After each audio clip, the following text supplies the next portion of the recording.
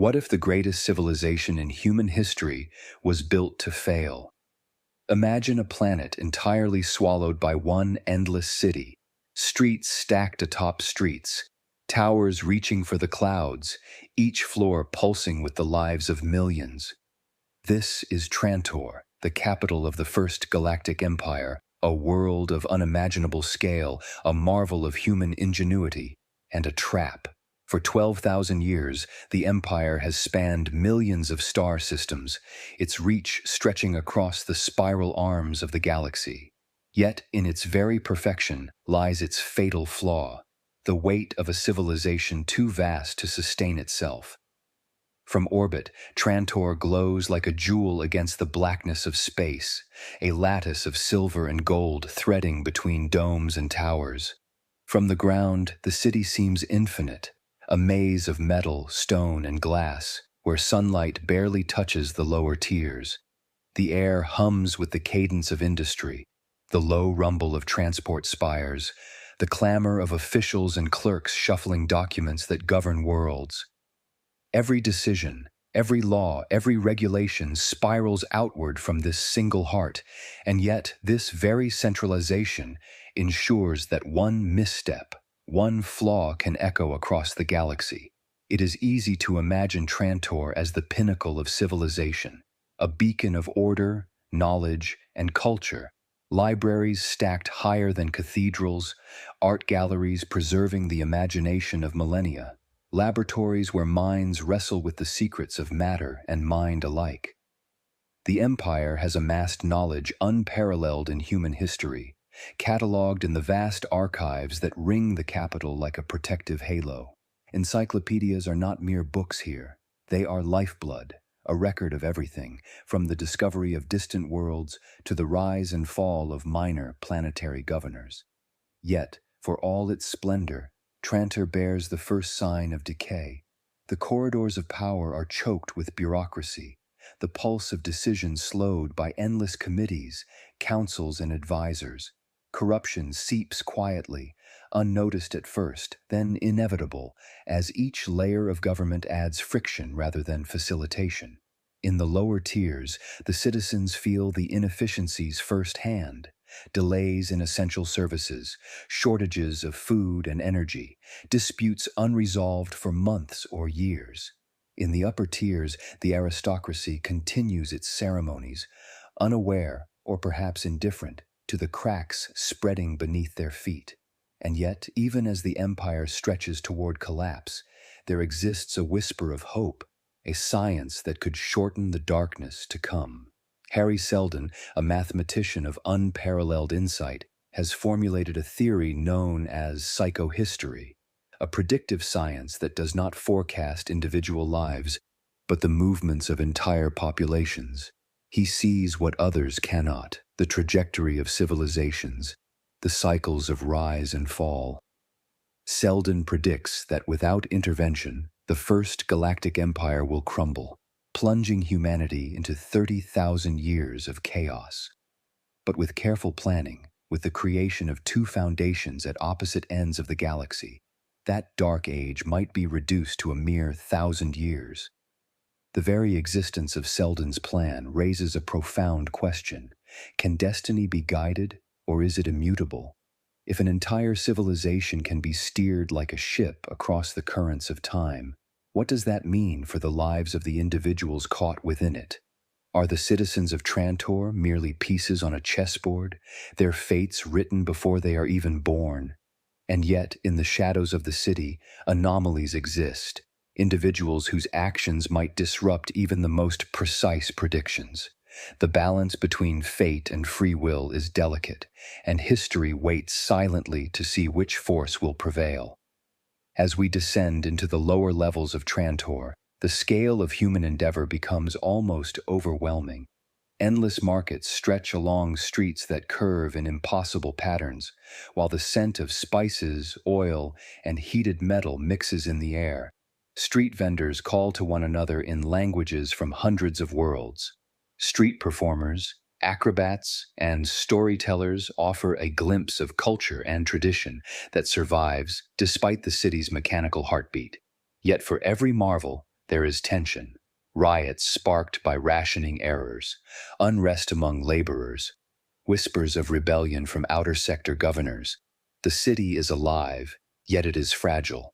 One spark could ignite chaos that reaches the galactic core. Above, in the gleaming spires where the Senate and the Emperor's advisors debate policy, the decadence of power is visible. Counselors argue over taxes and trade regulations, while fleets linger in space waiting for orders. Military leaders, long accustomed to authority without oversight, grow restless as supply lines falter on distant planets. There is an invisible erosion at work. Small misjudgments amplified over light years, delays and inefficiencies becoming systemic fractures. The question is no longer whether the empire will fall, but when. Yet within this sprawling metropolis, there are pockets of quiet brilliance. Scholars in the upper archives pore over Seldon's work, beginning to grasp the enormity of his insight. Engineers in the energy plants maintain the city's vital systems with near religious devotion. Traders and diplomats move like clockwork across the galactic map, ensuring that the arteries of commerce continue to flow. These are the human threads holding a civilization together, each one critical, yet each one vulnerable. The tension is palpable. Every success feels temporary. Every triumph overshadowed by the slow decay that gnaws at the foundations of the empire. As the camera pans through the city at dusk, shadows stretch across avenues that haven't known sunlight in centuries. Lights flicker in the lower tiers, powered by engines that creak and strain against centuries of use. Above, the elite dine and debate in golden halls, oblivious to the growing chorus of disorder beneath them. And through it all, Seldon's voice echoes, not as prophecy but as warning. The decline is inevitable, yet preventable. If humanity acts wisely, if the foundations fulfill their role. It is here, at this crossroads of majesty and decay, that we ask the first question of our journey. How does a civilization so vast, so brilliant, simply fall? What hidden pressures, unnoticed by those living in the moment, shape the fate of millions across worlds? And as we trace the threads of power, knowledge, and human ambition across the galaxy, one truth becomes clear. History is not written by the few, nor by the many, but by the currents that sweep all of humanity along paths it cannot always see. And this is where you, the witness, come in. Because the story of Trantor is not merely a tale of stars and steel. It is a mirror reflecting the fragility and resilience of any civilization, our own included. What choices, unnoticed or unmade, will define the centuries ahead? What empires today carry within them the seeds of their own destruction? By journeying with us into the heart of the first Galactic Empire, you will see not only the grandeur of the past, but the shadows of the future. The corridors of Trantor are long, and the night is approaching. In the silence between the hum of engines and the whispers of scholars, the first cracks begin to show. And once those cracks widen, there is no turning back. The greatest civilization in human history is about to face the consequences of its own brilliance, and the galaxy will never be the same again. From the void of space, Trantor appears as a single, unbroken gem of civilization. No oceans, no mountains, no forests, only the city, stretching as far as the eye can see, a mosaic of silver domes, golden spires, and endless streets layered upon streets. At its height, the first Galactic Empire had stretched across countless star systems, but Trantor was the crown, the command center, the beating heart of human ambition. It was more than a capital. It was a statement that humanity could bend the galaxy to its will, that order could prevail over chaos across millions of worlds. To understand Trantor is to understand the scale of human endeavor itself. Imagine Rome at its zenith, its roads stretching across continents, its armies marching on distant borders, its Senate debating policy while citizens went about their daily lives. Then multiply that by 1,000. Multiply it again. Byzantium, centuries later, adds sophistication, codified law, bureaucratic precision, cultural flourish, but Trantor absorbs even that, elevating governance into an art form, administration into architecture. Every bureaucrat, every clerk, every advisor is a single gear in an engine so vast that a misalignment could ripple across the galaxy. And yet, for all its grandeur, the Empire was not simply a machine. It was a living organism, growing, expanding, and breathing through its people. Starships crossed light years, carrying not just goods, but culture, ideas, and the subtle threads of influence that bound distant worlds to the capital. Governors of remote systems looked to Trantor for guidance, law, and validation, yet they were also wary of the same authority, balancing loyalty with the desire for autonomy. History had shown time and again that such balances are delicate. The Romans struggled with distant provinces. The Byzantines relied on a vast bureaucracy that sometimes moved more slowly than the threats pressing in from the borders. Trantor, in its ambition, knew no such limits. Its reach was absolute. The emperor, though removed in his gilded palace above the city's core, was not merely a figurehead. His decrees shaped star systems. His advisors debated in chambers lined with the light of polished metals and towering holographic archives. Decisions taken in those rooms affected millions, sometimes billions of lives, yet the scale was so immense that the consequences were often delayed by decades, even centuries. Seldon later observed that it was in this lag, this latency of governance, that empires sow the seeds of their own collapse. Trantor, for all its brilliance, would be no exception. Consider the Senate of Trantor, modeled on centuries of precedent from human history. Senators from countless worlds convened, their voices amplified by acoustic chambers and artificial intelligence mediators. They debated trade disputes, planetary taxes, and military appropriations. Unlike Rome, where ambition and intrigue were often personal, here ambition was structural. The empire demanded obedience, not just to the emperor, but to the system itself. Each law passed, each regulation enforced, was a thread in a web so intricate that even a minor fray could threaten the balance. And yet, the web held for centuries, under the watchful eyes of administrators who were products of a system designed to endure. Trade flourished across the galaxy. Starports on Trantor's surface thrummed with activity. Docking ships from countless worlds, metals, spices, rare plants, and technologies passed through customs that could process hundreds of thousands of tons of cargo daily.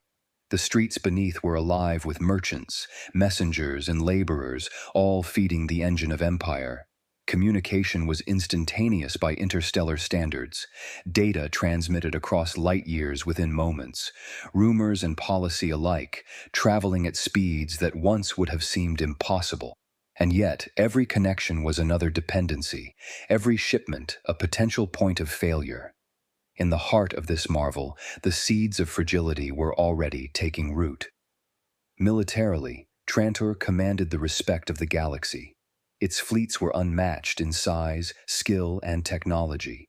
From orbit, squadrons of ships moved with the precision of a choreographed dance, each vessel capable of devastating firepower. The Emperor's generals were both scientists and strategists, capable of orchestrating campaigns that spanned entire sectors. And yet, for all its might, Trantor's power was concentrated in the core, the edges of the Empire, where distant planets bristled with their own ambitions, remained vulnerable. History had taught that no matter how large an empire, the frontier always presents challenges. The Romans lost control of Gaul and Britannia. The Byzantines watched as Anatolia teetered on the edge of rebellion. Trantor, with its reach unmatched, would face similar pressures, magnified by distance and the sheer scale of its holdings. Culture and knowledge were equally centralized. Trantor housed libraries beyond counting, laboratories that experimented with physics and biology on scales unimaginable elsewhere, and academies that trained administrators to maintain the empire's delicate machinery. Philosophy, art, and history were not pastimes but instruments of cohesion, used to instill loyalty, cultivate wisdom, and preserve the accumulated knowledge of 12,000 years. Scholars debated in halls lit by artificial suns, their voices echoing across archives that stretched for kilometers. Every book, every holographic record, every cultural artifact was another stitch in the fabric of human continuity. And yet, continuity has its price. The very act of preservation demands energy, attention, and resources that could be diverted from more immediate threats. Trantor, magnificent as it was, carried this burden in every corridor, every spire, and every administration office. The parallels with historical empires are striking. Rome built aqueducts to feed cities that could no longer sustain themselves agriculturally. Byzantium codified laws that the state could not always enforce at the periphery. Trantor amplified these tendencies exponentially. Its infrastructure was awe-inspiring, yet inflexible. Its bureaucracy was comprehensive, yet slow. Its military was formidable, yet stretched across distances that defied comprehension. History had always shown that empires could endure for centuries if they adapted. Could Trantor? Or was it already, in its perfection, set on a path toward collapse? Hari Seldon, centuries before the final fall, understood the answer. Psychohistory, his creation, revealed patterns invisible to ordinary observation. Trantor's rise was breathtaking, its achievements unparalleled, yet they were part of a cycle: rise, peak, stagnation, decay, and fall. Seldon predicted the Dark Age to follow, a period of 30,000 years in which knowledge would scatter, governance would fracture, and humanity would face chaos. And yet, he also foresaw a path to mitigate this suffering: the foundations. These twin outposts at opposite ends of the galaxy would serve as beacons of knowledge, as insurance against the Empire's inevitable decline. And so, Trantor stood, at once invincible and vulnerable, a marvel that reached beyond the imagination, yet a cautionary tale writ large. Its spires pierced the heavens, while shadows lengthened below. Its fleets patrolled the stars while distant sectors fumed with unrest. Its administrators debated with precision, while systems beyond their gaze slipped toward entropy. Every element of the city, every policy, every citizen was part of a delicate equilibrium. And equilibrium, Seldon knew, is always temporary. At its height, the first Galactic Empire was more than a civilization. It was a testament to human ambition, intellect, and audacity. But within that splendor lay the inevitability of decline. History had proven it countless times on smaller scales. Rome had fallen, Byzantium had faltered. Trantor, in all its glory, was not immune. The empire had reached the apex of human achievement, yet the summit is where winds are strongest, where one misstep sends even the greatest climbers tumbling. And as we peer into the corridors of the capital, into the spires and archives and markets, the question remains: when will the first stone crumble, and what will follow once it does? Walking through the streets of Trantor is like stepping into a world that never sleeps. Even in the lowest tiers, where sunlight barely penetrates, the city pulses with motion. Conveyor spires hum overhead, transporting goods, messages, and sometimes even people between levels. The air carries the tang of molten metal, the scent of exotic spices imported from thousands of planets, and the faint but persistent aroma of ozone from the omnipresent energy grids. Every sound is amplified. The clatter of machinery, the murmur of clerks arguing over data, the distant roar of starships docking and departing. The city is alive, a living organism with a heartbeat that reverberates across the galaxy. Yet beneath this mechanical pulse, there is a subtle rhythm of decay. The bureaucracy, meant to maintain order, moves like molasses. Decisions that should take hours can take weeks. Ships wait in orbit while documents languish in offices stacked high with bureaucrats.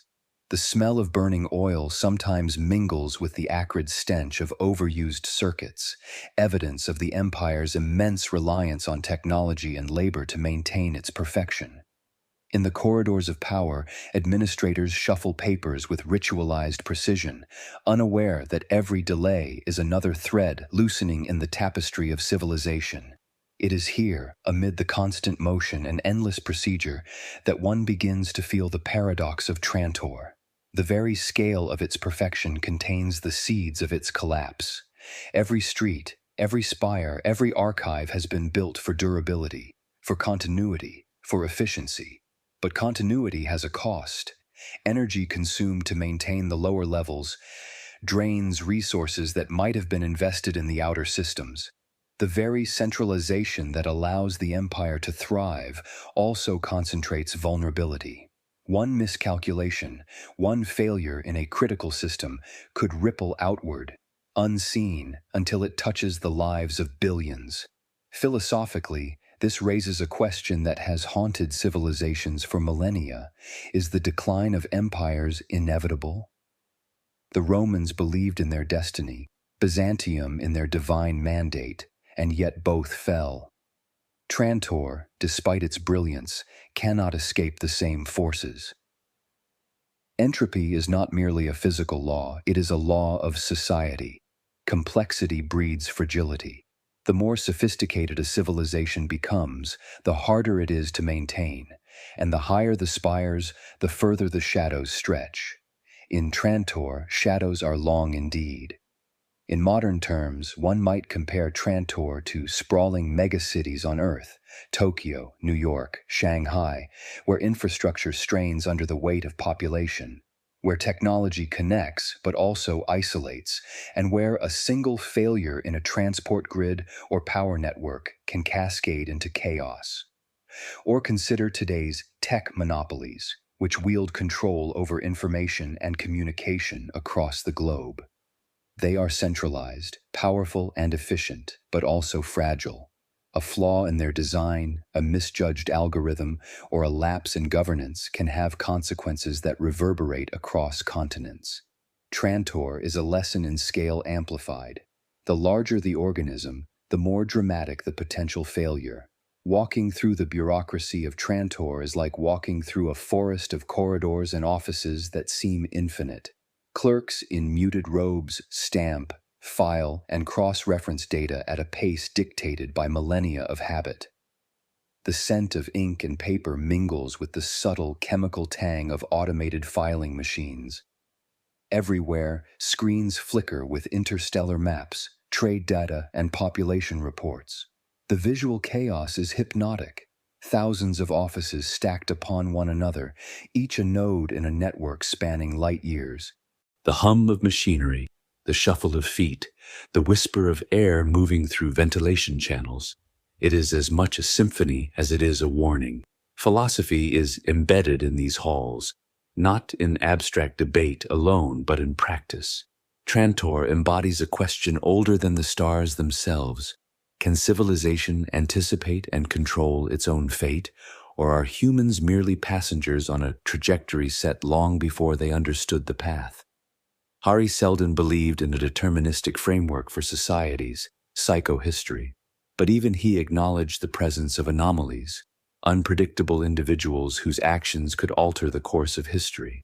In a city like Trantor, the tension between inevitability and free will is tangible. Every law passed, every decree issued, is a negotiation between the forces of order and the chaos that lurks at the periphery. The sights and sounds of daily life underscore this tension. In the bustling starports, captains check manifests as laborers load freighters destined for the farthest reaches of the empire. Markets overflow with products from distant worlds, fabrics that shimmer like liquid metal, spices that burn with a sweetness no human tongue has tasted before, and mechanical toys that move with lifelike precision. Yet even here, cracks appear. Delayed shipments, disputes over trade rights, and whispers of unrest from sectors where imperial authority feels distant or irrelevant. It is a reminder that no matter how perfect the center, the edges always test the system. Amid this complexity, one cannot ignore the human experience. A young clerk pauses, overwhelmed by the endless stream of orders and reports. A captain debates with a fleet officer over a logistics delay that could imperil a colony. A scholar in the upper archives discovers inconsistencies in ancient records, small errors that hint at larger systemic flaws. These are ordinary people, yet they are the lifeblood of Trantor.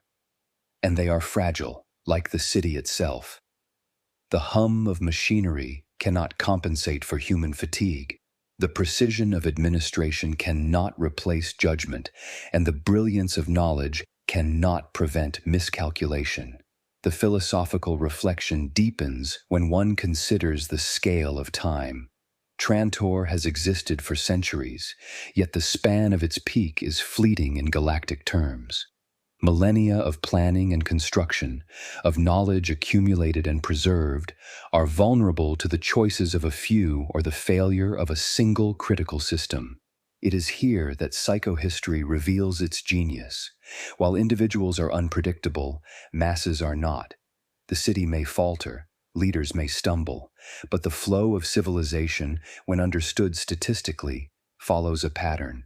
Seldon saw Trantor not just as a city, but as a bellwether, a signal in the tide of history, a point where intervention could save the galaxy from 30,000 years of darkness. And yet, the sensory reality of the city resists abstraction. The lower tiers teem with life, suffering, and ambition.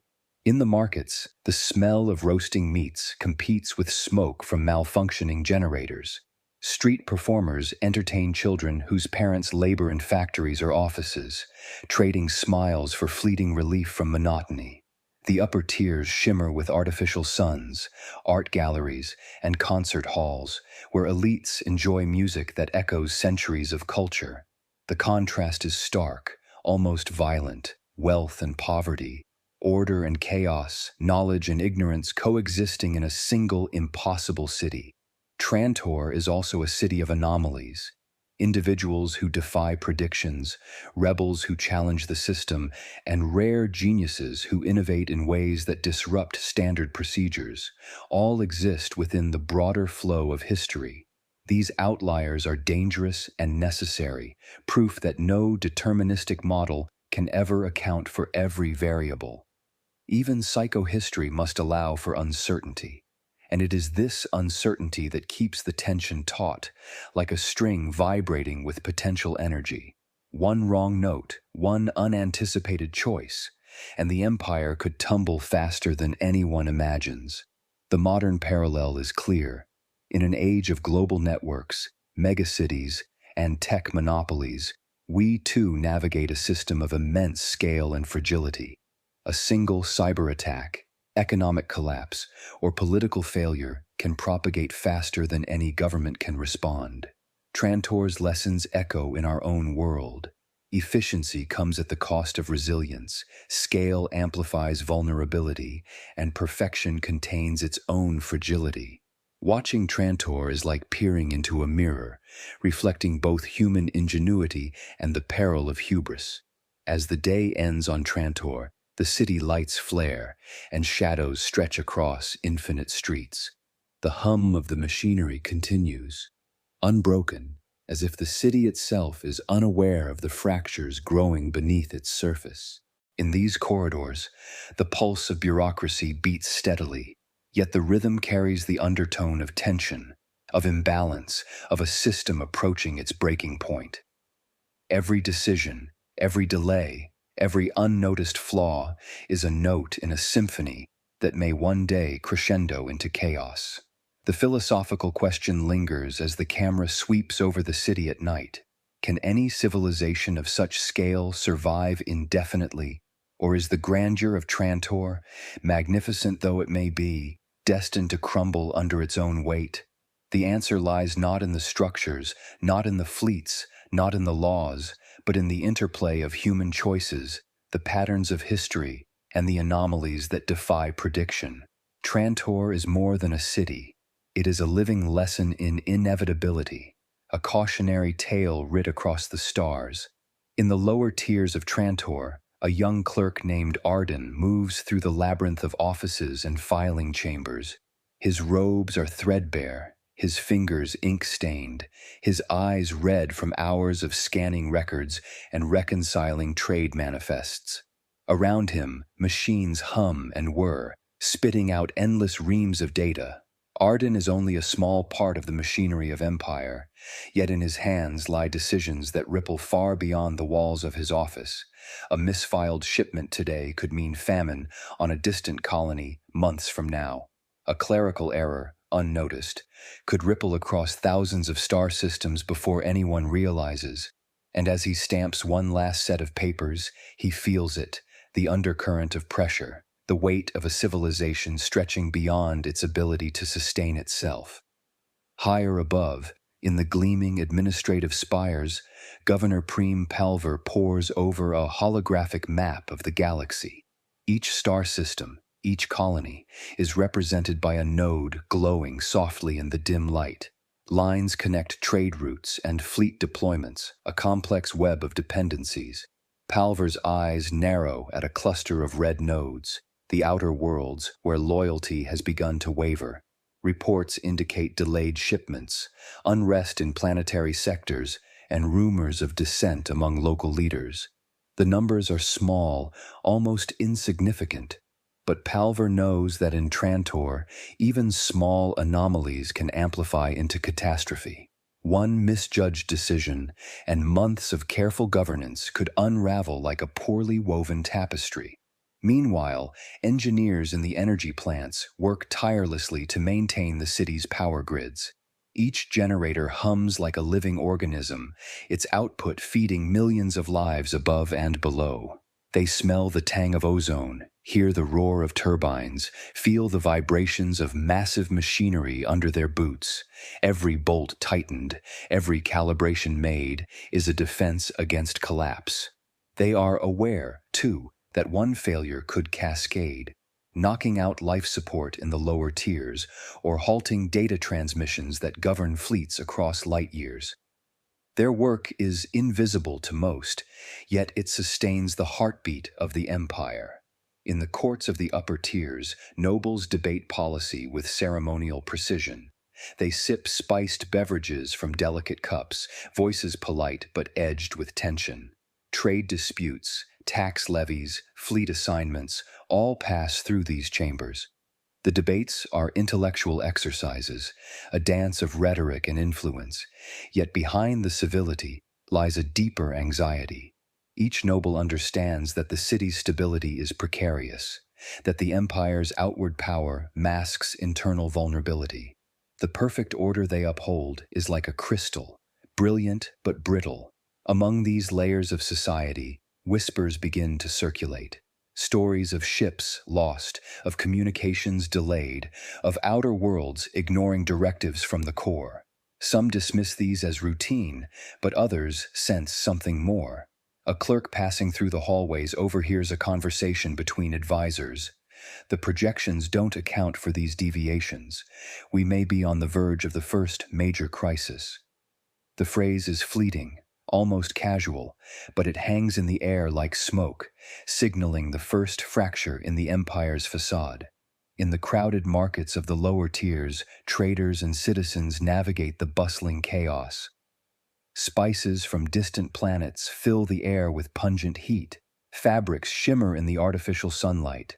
Mechanical toys skitter across the streets, moving with uncanny, lifelike motions. Families barter for essentials, laborers push carts laden with cargo, and street performers entertain the children whose parents toil long hours. Life continues, but a subtle tension underpins every interaction. Rumors of rationing delays, whispered debates about political unrest, and the constant anxiety of maintaining one's livelihood create a citywide undercurrent of unease. Trantor hums with activity, yet the hum carries a note of fragility.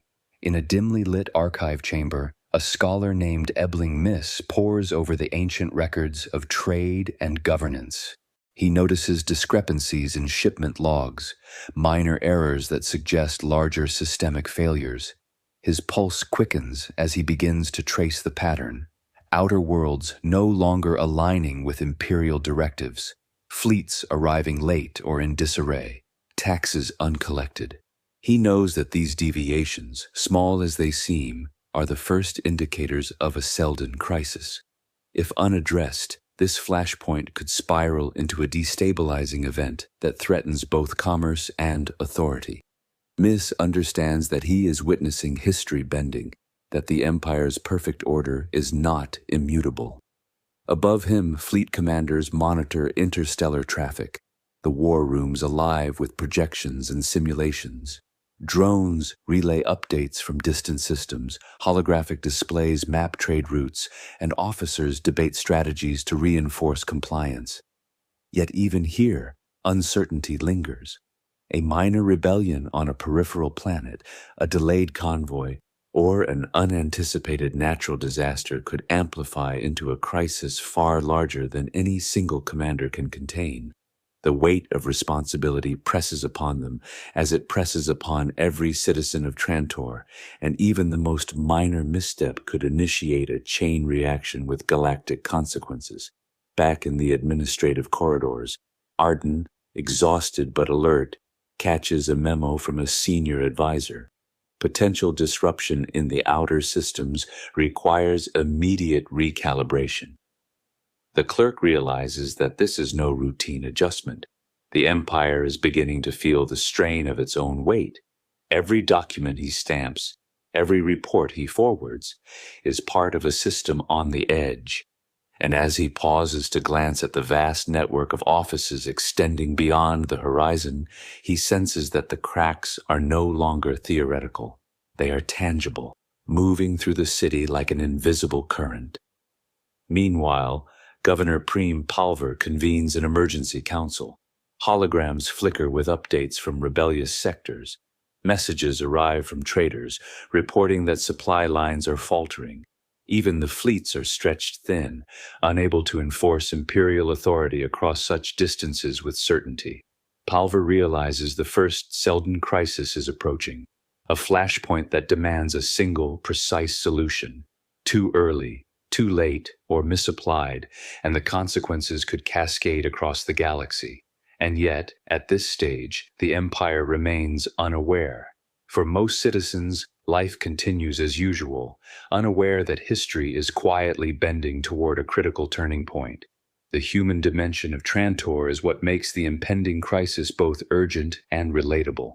Clerks like Arden, engineers maintaining the engines of the city, nobles debating policies, scholars tracing anomalies, each one is a thread in a tapestry. When the first Seldon crisis strikes, it will not be the Emperor or the fleet that feels it first, but these individuals whose choices and actions will either uphold the plan or inadvertently accelerate collapse. It is a reminder that even in civilizations of unimaginable scale, the human element is decisive. And so the city continues, vast and intricate, humming with life and machinery, unaware of the precise moment when history will bend. The outer worlds are shifting, supply chains faltering, fleets stretched, and bureaucrats exhausted. The first Seldon crisis approaches like a storm cloud on the horizon, subtle, yet inevitable. The stakes are immense, the consequences incalculable, and the players, both ordinary and extraordinary, have no inkling that the fate of the Empire will soon hinge upon their decisions. The camera pans over the labyrinthine city at night, the lights glittering like stars stolen from the void. In this infinite metropolis, the tension is almost palpable. Shadows creep along the streets, whispers echo in the corridors, and above it all, the gears of bureaucracy continue to turn. One small misstep, one overlooked anomaly, one decision made in haste, and the first domino will fall. Trantor, for all its grandeur, stands on the precipice, and history waits with bated breath. The halls of Trantor, once a symbol of unparalleled order, had begun to fester with quiet rot. Bureaucracy, which had once maintained harmony across millions of star systems, now moved with lethargy, each layer of administration breeding delay and inefficiency. Documents piled upon documents, approvals were endlessly routed, and decisions that should have taken days languished for months. The city's pulse remained steady on the surface, but beneath, the flow of governance was slowing, clogged by the weight of its own complexity. The empire had reached a size where the center no longer knew the edges. Orders issued from the core often arrived in distant systems after they had already become irrelevant, creating a dangerous lag between intent and execution. Corruption spread like a shadow in the corridors of power. Officials, once dedicated to the maintenance of a galaxy-spanning civilization, began to manipulate their offices for personal gain. Embezzlement was subtle, almost invisible. A shipment redirected here, a resource diverted there. Entire sectors were effectively ignored, while the ambitions of a few enriched themselves. In the upper tiers, noble families consolidated influence, arranging marriages, alliances, and political maneuvers that shifted power without the oversight of the emperor. The bureaucracy became not a tool of civilization, but a weapon for those who understood its hidden rules. Political intrigue, once confined to subtle maneuvering, began to take bolder forms. Governors whispered to one another, plotting alliances that crossed centuries-old loyalties. Admirals debated whether obedience to the emperor was worth the cost of stifling innovation and protecting vulnerable sectors. Senators leveraged the city's inefficiency to advance personal agendas, while advisors twisted data to favor their clients. Trust eroded in silence, replaced by calculation, suspicion, and self-preservation. Trantor, vast and brilliant as it was, became a stage for human ambition. And ambition, unrestrained, is rarely loyal to any ideal but itself. The overextension of the empire compounded the problem. The fleets, once unmatched, now struggled to maintain control over star systems that had grown distant, culturally and politically, from the core. Trade routes, carefully engineered to sustain millions of worlds, were increasingly vulnerable to disruption. Local governors, tired of waiting for guidance from distant bureaucrats, began acting independently, some forming secret coalitions, others negotiating directly with outside powers or rival factions. Trantor's very size, once a source of strength, had become a liability, its brilliance diluted by distance and by the sheer number of systems requiring attention. Even the emperor, who resided in the gilded spires above the city, was aware of the growing tension. But awareness alone could not solve the problem. His advisors presented endless reports, many contradictory, each claiming loyalty to the empire while secretly advancing private agendas. Every decree issued seemed to generate a cascade of unintended consequences. One policy to redistribute resources to the outer worlds inadvertently created scarcity in the lower tiers of Trantor itself. A military campaign intended to quell minor rebellions on a fringe planet overextended supply lines and exposed vulnerabilities elsewhere. The core of power was no longer a source of certainty, but a fragile hub around which chaos swirled. In the Senate chambers, debates had become increasingly performative. Senators from remote systems, aware of the empire's logistical weaknesses, argued not in good faith but to outmaneuver rivals. Political theater replaced governance, rhetoric replaced substance. And yet, beneath the surface, calculations were made, strategies plotted, and alliances forged in secret. Every senator's smile concealed an eye on the next election, the next fleet assignment, the next favor from the emperor. The city that had once seemed invincible was now a theater of duplicity, where every gesture carried hidden meaning. The culture of corruption had permeated even the military. Fleet commanders and planetary garrisons, once devoted to upholding imperial order, now juggled loyalty with pragmatism. Bribes and favors flowed quietly, and some systems maintained stability only because local leaders had learned to negotiate with outside powers or rival factions. The concept of obedience to the empire was no longer absolute. In many sectors, the emperor was a distant figurehead, revered in ceremonies but irrelevant in daily administration. This erosion of centralized authority foreshadowed the first major fracture that psychohistory would later describe as unavoidable. Meanwhile, the intelligence networks that monitored dissent and rebellion were overwhelmed.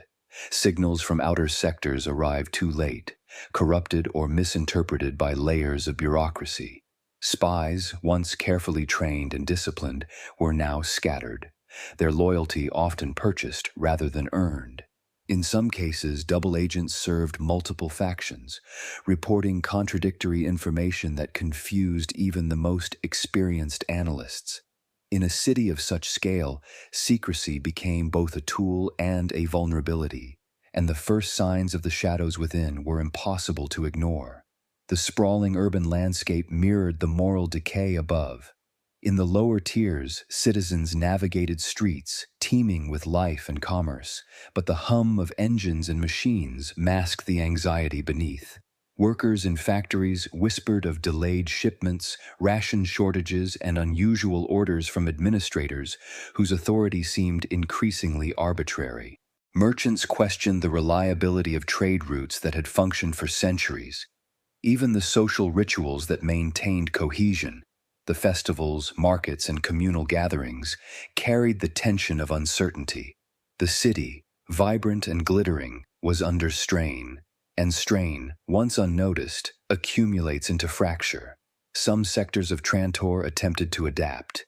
Ingenious administrators created unofficial networks, rerouting supplies and communication through trusted intermediaries. Engineers improvised patches to failing infrastructure, but these solutions were temporary, localized, and invisible to the central bureaucracy. The very ingenuity that allowed Trantor to thrive at its peak now masked the growing systemic risk. Small victories covered over the cracks, yet the fractures were widening. Every delay, every miscommunication, every hidden agenda became a thread in a web that threatened to unravel. It was within this environment that psychohistory's predictions became visible in human behavior. Ordinary individuals, clerks, engineers, soldiers, and nobles alike reacted to incentives and pressures in ways that, when aggregated, hinted at a pattern of decline. Seldon's equations, which no one in the city yet understood, predicted that the empire's sprawling complexity would outpace its ability to govern itself effectively. The center could not comprehend the edges, and as the bureaucracy slowed, corruption and intrigue would metastasize unchecked. Even the citizens felt the shadows, if only vaguely. Conversations in crowded markets carried undertones of fear and speculation. Parents whispered warnings to children about strange shortages or sudden disappearances of officials. Laborers discussed rumored bribes and the slow disappearance of benefits that had once been guaranteed. Everywhere, the city's citizens sensed a subtle shift, a pressure without a visible source. They were the first witnesses to a collapse that would take centuries to fully unfold. Yet the most immediate consequences of corruption and overextension were already affecting their lives. By the time the elite noticed, it was almost too late. A fleet commander reported delays in a critical shipment of food and machinery to a key colony, citing conflicting orders from multiple bureaucratic offices. A senator intercepted communications suggesting that outer worlds were coordinating resistance to imperial oversight. The governor of a border sector threatened to secede unless concessions were made, taking advantage of the empire's slow decision-making. It was the first visible strain on the system that had once seemed unassailable, a tension Seldon would later describe as a precursor to the first major Seldon crisis. And so, the shadows within Trantor continued to grow. Corruption, intrigue, inefficiency, and overextension intertwined, creating a complex web of vulnerabilities. Every action, every delay, every hidden agenda added weight to a civilization already balancing at the edge of collapse. The city glimmered with its usual brilliance, but beneath the surface, the machinery of empire groaned under the pressure. Those who walked its streets, from clerks to nobles, engineers to fleet commanders, felt the unease, even if they could not yet see the cause. Trantor, at its peak of power and influence, had become a city of subtle peril. Its splendor hid the fragility beneath, the vulnerabilities that would eventually expose the empire to forces beyond its control. And as the camera pans across the glittering domes and endless streets, one truth becomes clear. Even the mightiest civilizations are vulnerable when the shadows within go unchecked, when ambition supersedes loyalty, and when overextension stretches the very fabric of governance beyond its capacity. The corridors of Trantor carry the weight of centuries, and that weight has begun to press visibly upon its citizens. In the lower tiers, the air is thick with the smell of heated metal, burnt circuitry, and the faint but persistent odor of oil-soaked grime. Machinery, once humming with smooth precision, now emits irregular rhythms, a subtle stutter in the heartbeat of the city. The conveyor spires that deliver goods between levels vibrate more than usual, the sound bouncing off the metal walls and ceilings, a low drone that becomes almost a voice whispering warnings. Every creak, every hiss, every irregular pulse signals what no report can quantify. The machinery of civilization is aging, and even the strongest foundations will eventually fracture. Streets that were once bustling with coordinated energy now seem chaotic. Merchants call over one another, trying to manage goods that arrive late or in damaged condition. Children dodge carts laden with crates from worlds far beyond, their laughter masking a tension their parents cannot hide.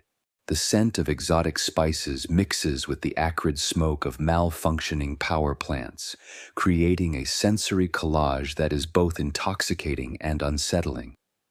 The city is alive, but it is a life teetering on imbalance, a vast organism straining under the accumulation of centuries of governance, construction, and expectation.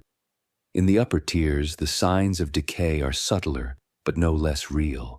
Holographic displays flicker with irregularity, calculations occasionally delayed by minor malfunctions. Administrators mutter quietly to each other, correcting inconsistencies in data and rerouting information that should flow smoothly. Even the grand archives, home to the collected knowledge of 12,000 years, show the stress of human and technological oversight. Books are misplaced, records misfiled, systems briefly offline. It is a reminder that even legacy cannot endure forever, and that entropy, the slow, relentless drift toward disorder, is a force as inevitable as the turning of the stars. Philosophically, Trantor presents a vivid illustration of entropy versus legacy. Every tower, every spire, every gilded chamber is a testament to human ingenuity, ambition, and the desire to leave an enduring mark upon the galaxy. Yet, alongside these monuments, decay quietly asserts itself. Machines fail, policies contradict one another, individuals act in self-interest, and the edge worlds diverge from central authority. The city's splendor is inseparable from its fragility. The lesson is clear. No matter how brilliant or enduring the work of civilization, the forces of disorder will press relentlessly against it. To build a legacy is to acknowledge its impermanence, to strive for continuity, while knowing that entropy is the natural counterweight to ambition. Consider, for a modern parallel, the sprawling megacities and global networks of our own world. A power grid stretched thin across continents can fail in a cascade triggered by a single fault. Financial systems, interdependent and vast, can collapse under the weight of a single misjudged decision or algorithmic error. Social networks and information flows, centralized for efficiency, can amplify misinformation and panic when disruptions occur. Trantor is not merely a distant memory or a fictional cautionary tale. It is a mirror, magnifying the vulnerabilities inherent in any system of extraordinary scale. The sensory experience of the decay is everywhere.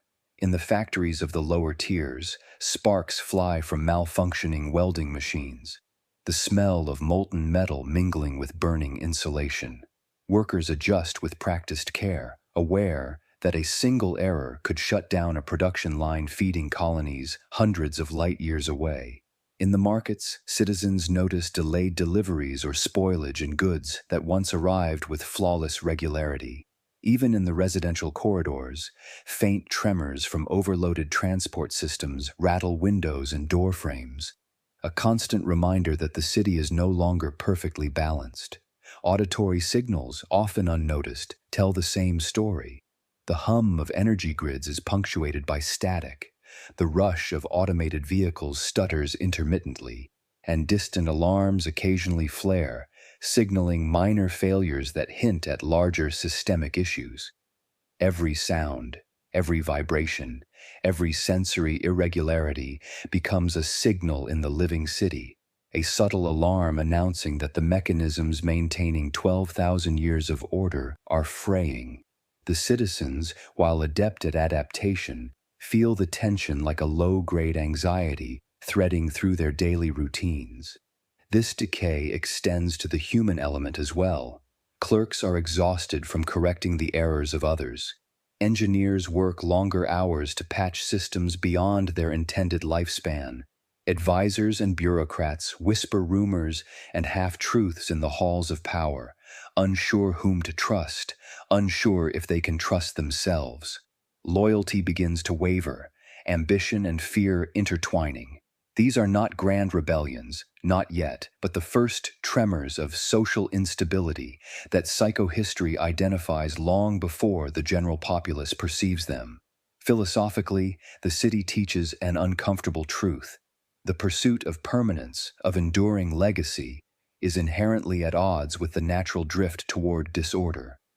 Every empire, every civilization builds monuments, codifies laws, and organizes society in patterns designed to endure. Yet entropy acts invisibly, subtly, relentlessly. Buildings crumble, bureaucracies slow, individuals fail or betray, information decays. Trantor, at its zenith, embodies both sides of this tension, a monument to ambition, a warning about impermanence. Its lessons extend beyond space and time, echoing across every attempt to build something lasting. In intimate detail, life within Trantor reflects this philosophical reality. A family in the mid-tiers struggles with rationed energy, adjusting their schedules to avoid power blackouts. A trader in the upper tiers calculates whether the risk of a delayed shipment outweighs potential profit, weighing human lives against bottom lines. An engineer in the energy plant notices a slight fluctuation in a reactor's output and immediately dispatches maintenance drones, knowing that even a minor oversight could cascade across the city. These small human actions collectively maintain civilization, yet they also reveal its fragility. The visual experience reinforces the tension. Streetlights flicker against the backdrop of immense towers. Holographic advertisements from distant worlds shimmer above marketplaces, momentarily distorted by interference in communication networks. Crowds flow through streets in complex patterns that resemble both choreography and chaos. In the upper chambers, sunlight simulated through artificial domes casts long shadows on polished floors, emphasizing the contrast between brilliance and imperfection. Every scene is both awe-inspiring and precarious, a civilization at once magnificent and vulnerable. Entropy is not merely physical, it is social, political, and economic. Administrative errors propagate through systems, delayed communications exacerbate unrest, and hidden alliances or betrayals undermine cohesion. The more complex the structure, the more ways it can fail. Trantor illustrates this principle vividly. Its size amplifies every error, magnifies every corruption, and concentrates the consequences of every decision. Psychohistory predicts these dynamics, but for the citizens walking the corridors and streets, the understanding is visceral, sensory, and immediate. The city groans under its own weight, and yet within this tension lies purpose and determination. Citizens, engineers, clerks, and even those complicit in minor corruption work tirelessly to maintain their part of the system. They innovate, patch, negotiate, and adapt. Their actions are proof that civilization, even under pressure, is not entirely passive. Legacy, they understand, is not a guarantee but a continual process of engagement. Civilization persists because humans persist, even against entropy, even when the system strains beyond its design. Modern parallels are inevitable. Consider global supply chains, international finance, or digital networks. Immense, interconnected, and efficient, yet precarious. A single disruption, a cyber attack, a financial miscalculation, or a misrouted shipment can cascade unpredictably. Trantor magnifies these dynamics on a galactic scale, allowing us to see clearly how brilliance and fragility coexist. Its lessons are warnings as much as they are marvels. No system, however vast or powerful, can fully escape the inevitability of disorder. As the camera pans over the city at night, the lights flickering in the endless streets, one can almost hear the tension in the hum of the machinery, the shuffle of footsteps, the whispers of citizens. Every vibration, every flicker, every unnoticed anomaly signals that even the greatest civilization is subject to the inexorable pull of entropy. Trantor embodies both ambition and impermanence, legacy and decay, brilliance and fragility. Its story is a meditation on the precarious balance of civilization, how the weight of accumulated knowledge, infrastructure, and governance both empowers and imperils humanity. In a narrow corridor of Trantor's mid-tiers, Arden, the clerk whose diligence had once seemed unremarkable, now moves with a mixture of fear and determination. He carries stacks of reports, each one a microcosm of the Empire's sprawling bureaucracy. He has begun noticing patterns, subtle deviations in data, discrepancies in shipment logs, and irregularities in fleet reports. At first, he hesitates to act. To challenge the flow of bureaucracy is dangerous, even for someone as inconspicuous as he. Yet the instinct for survival and the faint hope of preventing catastrophe drives him to pass urgent notices up the chain of command. In the same tier, a small faction of mid-level administrators has begun forging secret alliances. They meet in abandoned offices after hours, their whispers mingling with the drone of failing machinery. Their goal is not rebellion. They are too pragmatic for idealism. Instead, they maneuver to safeguard their own positions as cracks appear in the imperial edifice. Maps are exchanged in secrecy, messages rerouted through hidden channels, and instructions from the core subtly altered to benefit their sectors. Each act of deception is small, almost invisible, but in aggregate, it begins to shift the balance of power. Meanwhile, the smell of burning oil and overheated machinery pervades the lower levels, mingling with the scent of food markets struggling to meet demand. Families notice shortages, and rumor spreads like wildfire. A transport convoy disappeared in transit. Shipments of medical supplies delayed indefinitely. Fleet patrols unaccounted for. Fear permeates even routine interactions. Mothers whisper to their children about unseen dangers. Workers avoid certain offices and corridors. Merchants question the loyalty of supply chains. The city's vibrancy masks a rising tension, a quiet panic that has no single source but feels omnipresent. High above, in the upper tiers, nobles sense the same unease but interpret it differently. Their halls are silent with calculation, and alliances are drawn with precision. One influential senator, Bel Rios, meets secretly with governors of outer worlds, promising favorable trade and military protection in exchange for loyalty and resources. These deals, while ostensibly legal, subvert the centralized authority of the emperor. Trust is now a currency more valuable than credits or fleets. Each hidden pact carries the potential to shift the balance of the empire, quietly, imperceptibly. In one of the sprawling fleet command centers, a young officer named Jarrell notices a troubling pattern. Convoys report delays, ships are rerouted without clear orders, and some patrols vanish entirely. He begins to suspect internal sabotage, though he cannot prove it. Desperate, he attempts to alert his superiors, but messages are intercepted or misrouted. Even when his concerns are heard, they are dismissed as anomalies, bureaucratic noise. The city's machinery, once a tool of coherence, now acts as a labyrinth, a barrier between knowledge and action. Jor-El understands, perhaps intuitively, that the Empire's first major crisis is not the result of external threats. It is born from within. Among the scholars of the upper archives, Ebling Miss continues his research, piecing together discrepancies and historical patterns.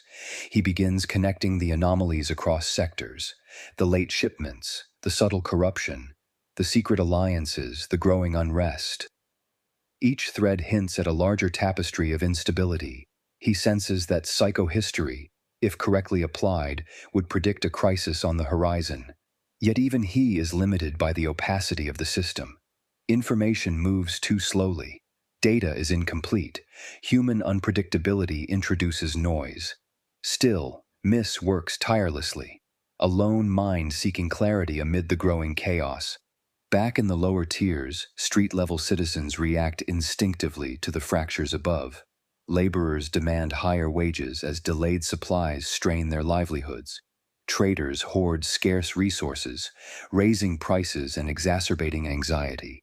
Children notice their parents' unease, absorbing fear without understanding its origin.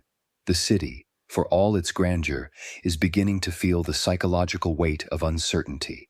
Even when no visible catastrophe has occurred, the collective anxiety becomes palpable, an invisible pressure that makes every decision heavier, every interaction fraught. In this atmosphere, betrayal becomes a tool. Clerks with knowledge of critical routes reroute shipments for personal advantage. Engineers deliberately slow maintenance to leverage favor or protection. Advisors misrepresent reports to manipulate decision-making in favor of their patrons. Each act is minor in isolation, yet the sum total of these small betrayals is immense. The Empire, vast as it is, cannot absorb the compounded effect indefinitely.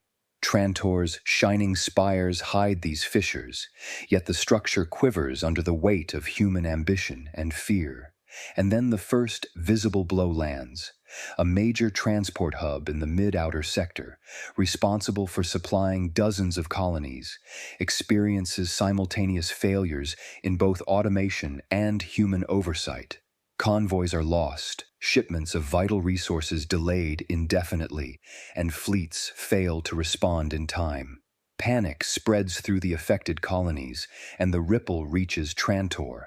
The upper echelons receive incomplete or inaccurate reports, prompting misaligned decisions. The bureaucracy is too sluggish, the corruption too pervasive, the networks too compromised to respond effectively.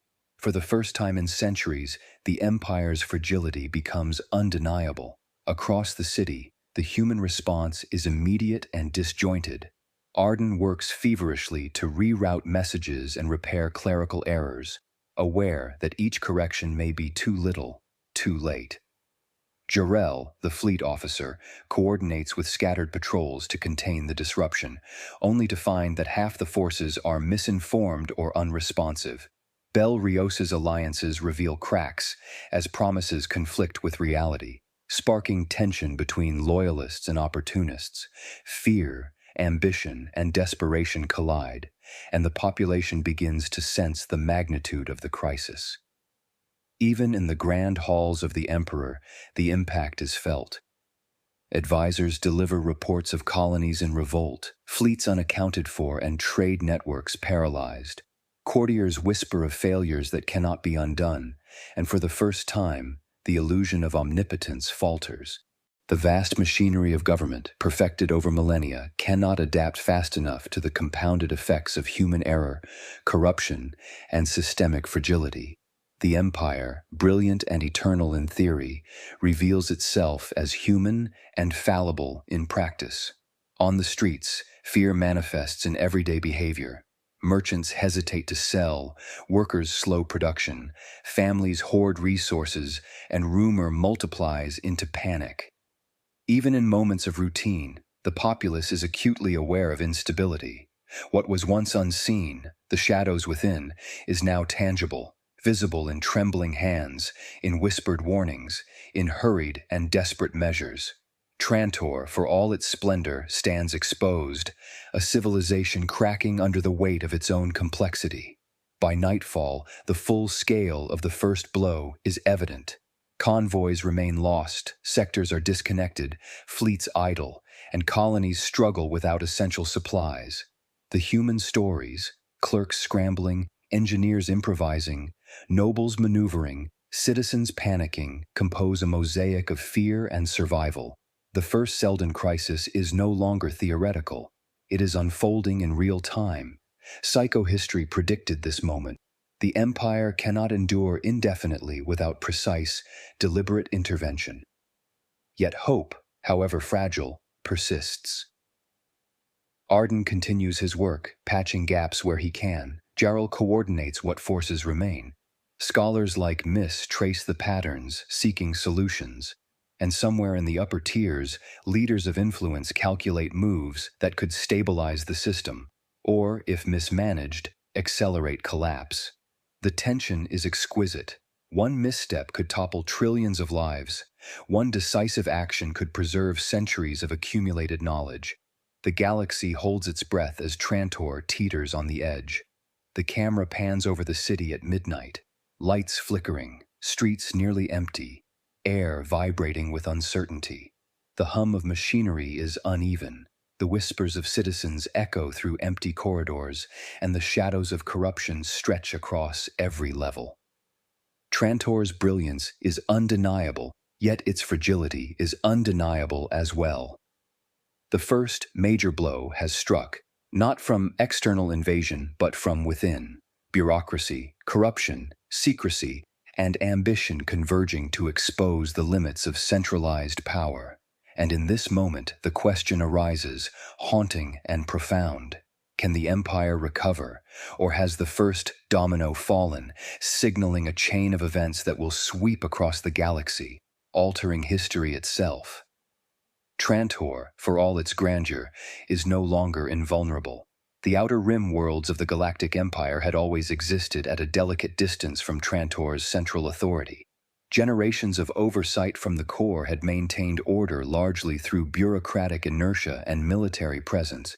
But now, as corruption and inefficiency festered within Trantor itself, those distant planets began to question the strength of the Emperor's reach. Governors once loyal out of respect or fear now calculated autonomy against allegiance. They watched the faltering fleets, the delayed shipments, the mixed signals from the core, and considered the possibility that obedience was optional. Across hundreds of star systems, small rebellions simmered, initially isolated, then increasingly coordinated, testing the fragile chains that held the empire together. The trade networks, arteries of the galaxy, began to falter. Convoys that had carried rare metals, foodstuffs, and manufactured goods now arrived late, incomplete, or not at all. Merchant guilds scrambled to reroute shipments, but the interdependence of supply lines made improvisation nearly impossible. The economic consequences were immediate and visible. Colonies that relied on imports for sustenance rationed supplies. Black markets flourished, and previously obedient worlds began negotiating directly with neighboring sectors, bypassing Trantor entirely. The Empire's center, once a hub of perfect control, now faced a logistical nightmare that no algorithm or fleet maneuver could resolve quickly. In comparison, the British Empire's decline centuries before serves as a cautionary mirror. Just as Britain had overextended its reach across continents, struggling to maintain authority over distant colonies while managing domestic politics, Trantor faced the challenge of ruling millions of worlds from a single planet. Communication delays, local ambitions, and economic dependencies all created conditions for rebellion. Where Britain's naval power had once projected dominance, now Trantor's fleets, stretched thin and mismanaged, struggled to respond. And like Britain, the Empire's outward brilliance masked internal rot. a civilization admired for its achievements yet blind to its own vulnerabilities. The military, though still formidable, had become a patchwork of loyalties and inefficiency. Fleets dispatched to quell disturbances on the rim arrived too late, diverted by outdated orders or miscommunication. Commanders, uncertain of support from Trantor, hesitated, calculating the risk of engagement against the likelihood of reinforcement. Some units were bribed, others defected, and some simply waited for the political tides to clarify before committing action. The Empire, which once enforced obedience across light years with iron certainty, now relied on chance and the competence of individuals who were increasingly distracted or compromised. Economic fragility mirrored military strain. The loss of even a single convoy could ripple across multiple sectors, disrupting industries dependent on raw materials or energy. Colonies that relied on interstellar imports for survival began to ration, sometimes violently. Markets once vibrant and orderly grew tense and empty, trade disputes turning quickly to confrontation. Merchants, forced to navigate both political and logistical hazards, increasingly acted in self-interest, prioritizing profit and survival over loyalty to the core. These fractures were subtle at first, but as they compounded, they began to resemble a lattice cracking under immense weight, each break influencing the next. Cultural decay paralleled logistical failures. Communication from Trantor arrived garbled or incomplete, leaving governors and local officials to improvise policy without guidance. Religious and civic institutions, which had served as stabilizing forces, struggled to maintain authority in the absence of coherent leadership. The citizenry, once compliant under the Empire's overwhelming presence, began to question tradition, allegiance, and the promise of protection from the distant core. This erosion of social cohesion, combined with economic and military strain, created a multi-layered crisis, one whose scope dwarfed any single world's capacity to address. Historical echoes became increasingly evident.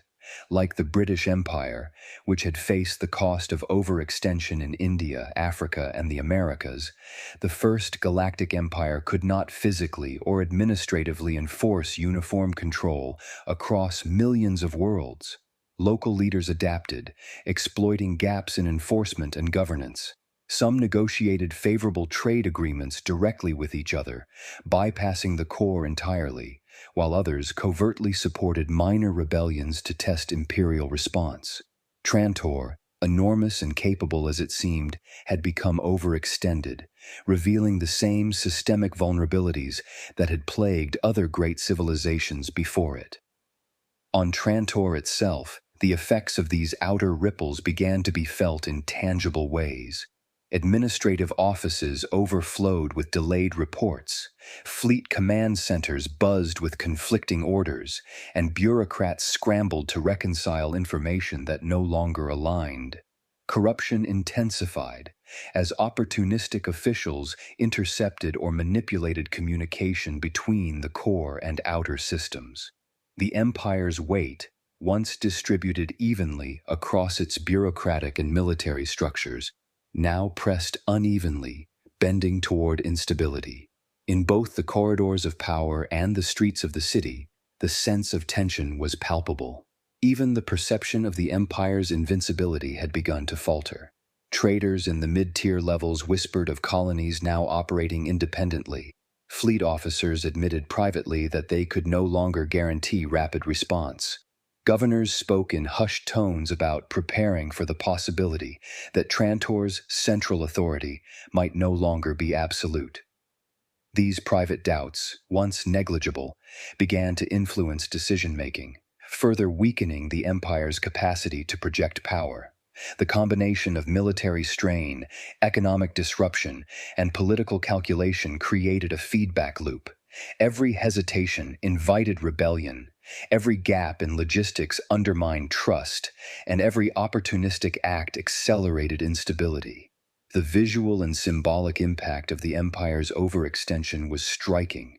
From orbit, the planet appeared seamless and dazzling, an endless network of spires, domes, and lights.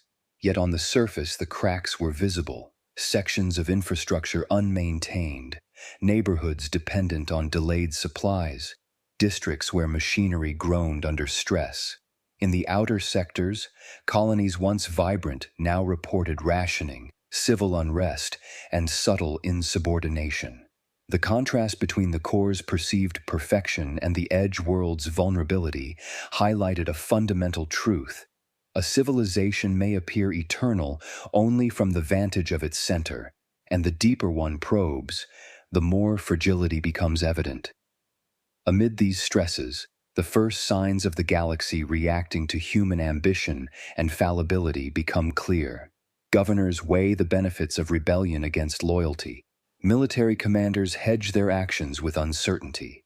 Merchants act decisively to safeguard profit, and citizens navigate scarcity with resilience or desperation.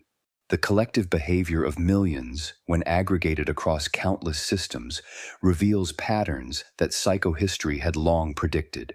Overextension, corruption, and inefficiency will inevitably provoke crises when coupled with human ambition. Yet even in the outer chaos, the seeds of the first foundation begin to take root. In a distant, overlooked sector, planners and visionaries, inspired by Hari Seldon's designs, quietly observe the unraveling. They catalog knowledge, safeguard critical information, and prepare contingencies to ensure continuity. At this stage, these efforts are invisible, mere whispers against the roar of empire, yet they represent the first glimmers of an alternative path, one that may shorten the looming dark age. The galaxy, though teetering on collapse, is also witnessing the birth of deliberate foresight, an experiment in steering humanity through chaos. Like Britain in the early 20th century, whose global network was strained by war, political dissent, and economic complexity, the first Galactic Empire now faces the same structural vulnerabilities. Its sheer size, once an asset, now multiplies the consequences of even minor failures. Communications lag, supply lines fail, loyalty erodes, and opportunism flourishes. The brilliance of Trantor, the architectural marvel, the bureaucratic ingenuity, the military might is undeniable, but it cannot compensate for the structural strain on a civilization that has reached the limits of sustainable control. The first tremors of rebellion are more than just administrative challenges. They are human stories. Governors weigh whether to commit troops or negotiate independence. Merchants decide whether to honor imperial contracts or profit from opportunistic trade. Citizens experience hunger, fear, and uncertainty, while soldiers confront both moral and practical dilemmas in maintaining order. Each choice, seemingly small and local, interacts with countless others across the galaxy, producing outcomes that no single individual or office can fully predict. The weight of consequence is now undeniable, and the stage is set for the next phase of upheaval. And yet, amid the tension, the awareness of destiny, or the illusion of it, remains. Psychohistory has predicted the patterns, yet for the inhabitants of the Empire, these events feel both sudden and inevitable. Like the British Empire of old, whose decline seemed to accelerate with each misjudged policy, Trantor now experiences the edge of collapse. The outer worlds rebel, trade falters, military resources are overextended, and the central authority trembles under pressures that no single individual can reconcile. The scene closes on the outer sectors. Ships of muted gray and silver patrol contested space. Trade hubs flicker with emergency lights, and small clusters of resistance plot movements with daring and desperation. Trantor's brilliance glimmers in the distance, seemingly untouched by the chaos on the periphery. Yet the contrast is deceptive. The Empire, magnificent in scale and history, now shows signs of weakness that even its most loyal citizens can sense. The edge of collapse has arrived, and with it, the first strategic opportunities for the first foundation begin to emerge. The outer rim worlds, once teeming with life and commerce, now bear the visible scars of neglect. Smoke rises from failing factories, curling into alien skies tinged with the red glow of distant suns. Fields lie fallow where once crops flourished, and water canals engineered with precision centuries ago have begun to silt over and crack. The smell of rot mixes with the scent of burned machinery and famine, a harsh sensory reminder that even the most meticulously constructed civilizations can fail when oversight falters. Citizens walk through marketplaces that were once vibrant with color and noise. Stalls are empty or sparsely stocked.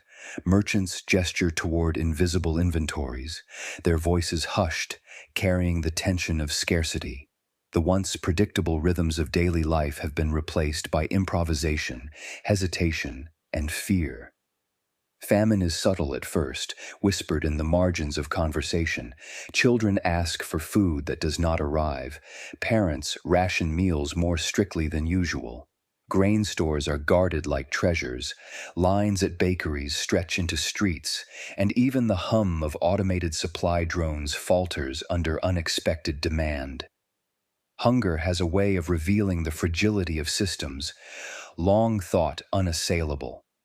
It forces the human element to confront the limitations of their own civilization, and it is often the first tangible signal that grand empires, despite all their planning, are not immune to collapse. Smoke, both literal and metaphorical, cloaks these worlds. Fires from malfunctioning generators, industrial accidents, and neglected facilities add a haze to cityscapes. In some towns, people burn what remains of abandoned goods or fuel to stay warm, while the smell of smoldering metal and stone becomes a constant companion.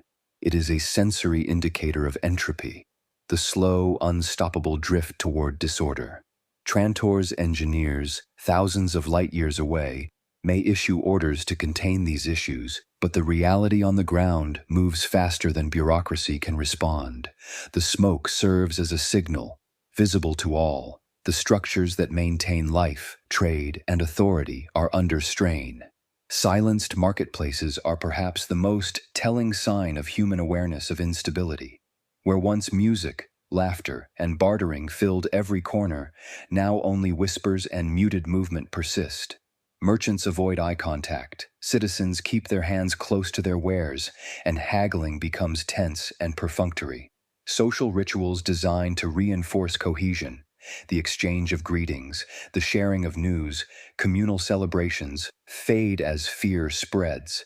Every silence is a subtle signal, a collective understanding that the empire's reliability has eroded and that survival may depend on caution rather than trust. Philosophically, these observations provoke unsettling questions. If every empire eventually collapses, is destiny truly avoidable? Are these events preordained, or can human ingenuity and foresight avert disaster? The inhabitants of the rim worlds, struggling with scarcity, unrest, and uncertainty, cannot answer such questions. Yet the question itself haunts the air like the persistent smoke. If the stars themselves do not guarantee stability, what hope does any individual or society have against the inexorable pressures of entropy and human ambition? Psychohistory suggests patterns, probabilities, inevitabilities, but in the lived experience, collapse feels immediate, personal, and terrifying. The modern observer sees echoes of these dynamics in fragile economic and political systems today. Supply chains stretched across continents can fail under pressure from natural disaster, war, or mismanagement. Governments, overextended and under-resourced, struggle to maintain authority over distant regions. Political unrest emerges where people feel abandoned by central authority. The story of Trantor and the Outer Rim is magnified to galactic scale, but the lessons are familiar. Complexity, interdependence, and human unpredictability create vulnerabilities that no amount of brilliance or authority can fully neutralize. The sensory experience deepens when one observes the lives of those caught in the system's failing machinery. Workers in factories labor longer hours, aware that missed quotas could mean starvation or eviction. Traders calculate shipments meticulously, sometimes diverting essential goods to protect their own families while leaving others to suffer. Soldiers and fleet personnel patrol borders and trade routes under increasing threat of ambush, miscommunication, or rebellion.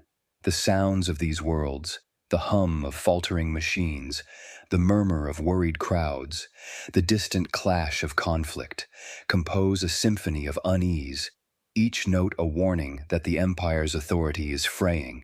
Famine, smoke, and silence are not merely physical phenomena. They shape behavior, psychology, and society. Citizens grow cautious, mistrustful, and self-protective. Communities fragment, alliances form out of necessity rather than loyalty. Trust, the essential lubricant of social cohesion, erodes. Even well-intentioned leaders find themselves constrained by circumstances beyond their control.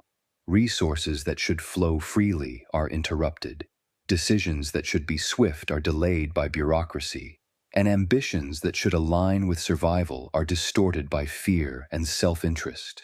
In this environment, small missteps can escalate into systemic crises. In the midst of these conditions, the philosophical question of destiny versus free will sharpens. Are the Outer Rim's struggles merely the inevitable unfolding of psychohistorical probability, or could decisive action avert the worst outcomes? On one level, each act of individual ingenuity, an engineer repairing a broken pump, a trader rerouting essential supplies, a commander coordinating a fleet, demonstrates the potential of human agency. On another, the sheer scale of collapse overwhelms even the most determined actors. The tension between destiny and free will becomes palpable, a constant undercurrent shaping every decision, every hesitation, every act of courage or betrayal. Markets, once bustling with life and commerce, stand as stark indicators of social fragility. Shelves are partially empty, automated systems malfunction, and merchants face moral dilemmas about whether to prioritize survival over fairness. Children peek around corners, sensing but not understanding the anxiety of adults. Conversations are clipped, rumors abound, and every interaction carries the weight of uncertainty. Silence, in this context, is not peace, but tension. Anticipation of events too large to predict, too vast to control. Smoke and ruin in the outer worlds highlight both physical and social entropy. Infrastructure decays under neglect, and human behavior adapts in ways that reflect scarcity, fear, and opportunity. The smells, sounds, and sights of these sectors evoke a visceral understanding of collapse. Hunger, confusion, and uncertainty are not abstract. They are immediate, corporeal experiences that reinforce the inevitability suggested by psychohistory. As the camera moves through a town square, it captures citizens adjusting to scarcity with quiet ingenuity. A woman carefully measures water for her family. A child trades a small toy for food. A merchant signals to hidden allies to reroute supplies. Every action is small, but the accumulation of these micro-decisions shapes the course of the unfolding crisis. Civilization persists not through grand monuments or central authority alone, but through the resilience and adaptability of ordinary individuals. Yet even resilience has limits. The collective weight of scarcity, mismanagement, and rebellion presses down relentlessly. Modern parallels remain clear. In global crises today, natural disasters, supply chain collapses, economic recessions, ordinary people make micro-decisions that determine outcomes on a societal scale. Governments and organizations like Trantor can provide frameworks, but they are vulnerable to the compounded effects of delay, inefficiency, and misaligned incentives. The Outer Rim worlds serve as an amplified cautionary tale.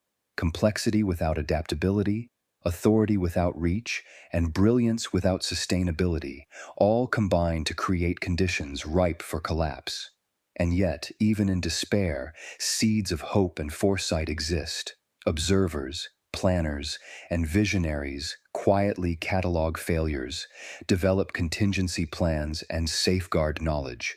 In obscure colonies, Scholars preserve records. Merchants maintain essential trade routes where possible, and fleet commanders coordinate defenses to mitigate disaster. These small, deliberate acts represent the first hints of the First Foundation's emergence, an attempt to shape the unfolding future in accordance with Seldon's predictions. By nightfall, the rim worlds are tense, the smoke curling in alien skies, the marketplaces silent, the famine evident in the gaunt faces of children and adults alike. Soldiers patrol carefully, traders barter cautiously, and citizens move quietly in streets once vibrant. The Empire, though magnificent at the core, feels distant, irrelevant, and fragile. Its destiny may not yet be sealed, but its fragility is undeniable. The sensory evidence of decay, combined with philosophical reflection, underscores the stakes. The galaxy teeters at the edge of collapse, and whether fate or free will prevails remains uncertain. On the rim world of Sinar, a planet of dusty plains and crumbling orbital stations, citizens wake to a silence that feels unnatural. Markets that once roared with activity are nearly empty. The few merchants who remain whispering urgent bargains with suspicious glances over their shoulders. Families queue for rations that arrive sporadically, rationed by officials whose loyalty to Trantor is now questionable. Children sense the tension, mimicking the cautious movements of their elders, learning early the language of scarcity, fear, and survival. Each day is a lesson in adaptability, a microcosm of the broader collapse that has begun to ripple across the galaxy. Traders, the lifeblood of interstellar commerce, find themselves navigating a labyrinth of failing logistics. Convoys arrive late, shipments are incomplete, and vital goods vanish into black markets controlled by opportunists.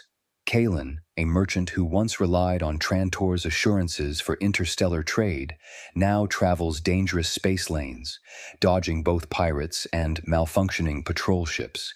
His ledger, once a source of pride and security, is now a map of risk, every entry a calculation of survival.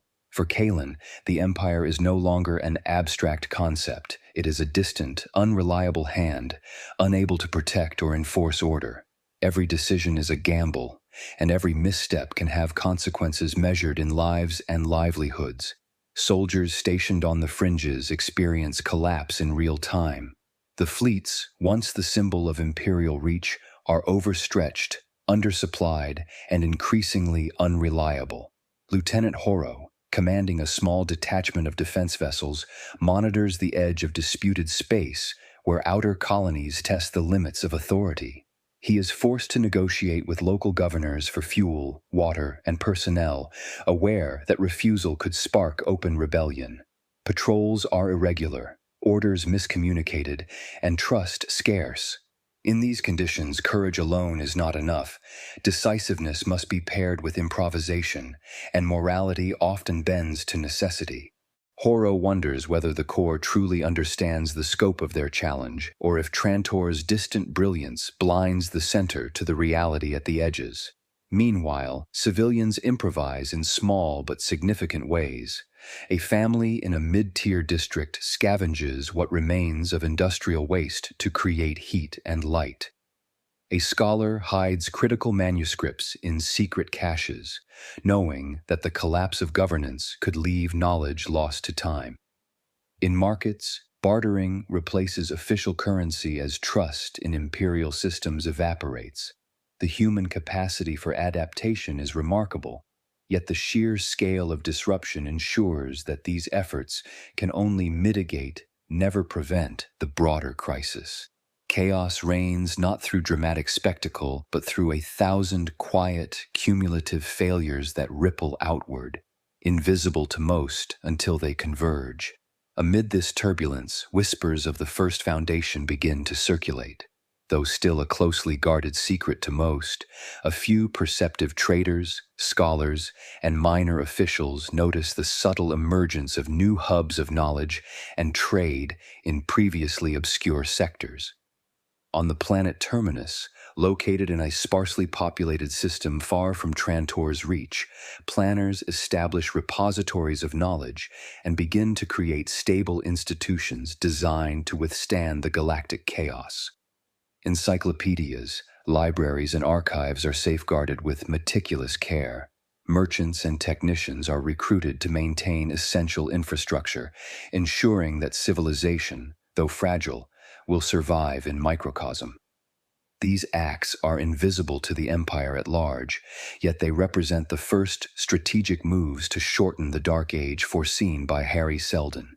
Tension escalates further when a convoy carrying food and industrial supplies to several outer worlds is ambushed, not by pirates, but by opportunistic local militias exploiting Trantor's weakened oversight. Panic spreads quickly, and neighboring colonies begin diverting ships to protect their own resources. Soldiers like Horo are forced into triage, responding where they can, abandoning sectors where risk exceeds capacity. The human cost is immediate: starvation, economic collapse, and localized uprisings become unavoidable consequences of systemic failure. These personal stories, when multiplied across thousands of sectors, reveal the true scale of the Empire's unraveling. In the shadows, the First Foundation's planners make calculated moves. Small fleets are discreetly positioned to protect critical supply lines. Knowledge vaults are established beneath remote cities, insulated from the political chaos above. Merchants are recruited as both traders and agents, ensuring that critical information flows securely even as the Empire's networks falter.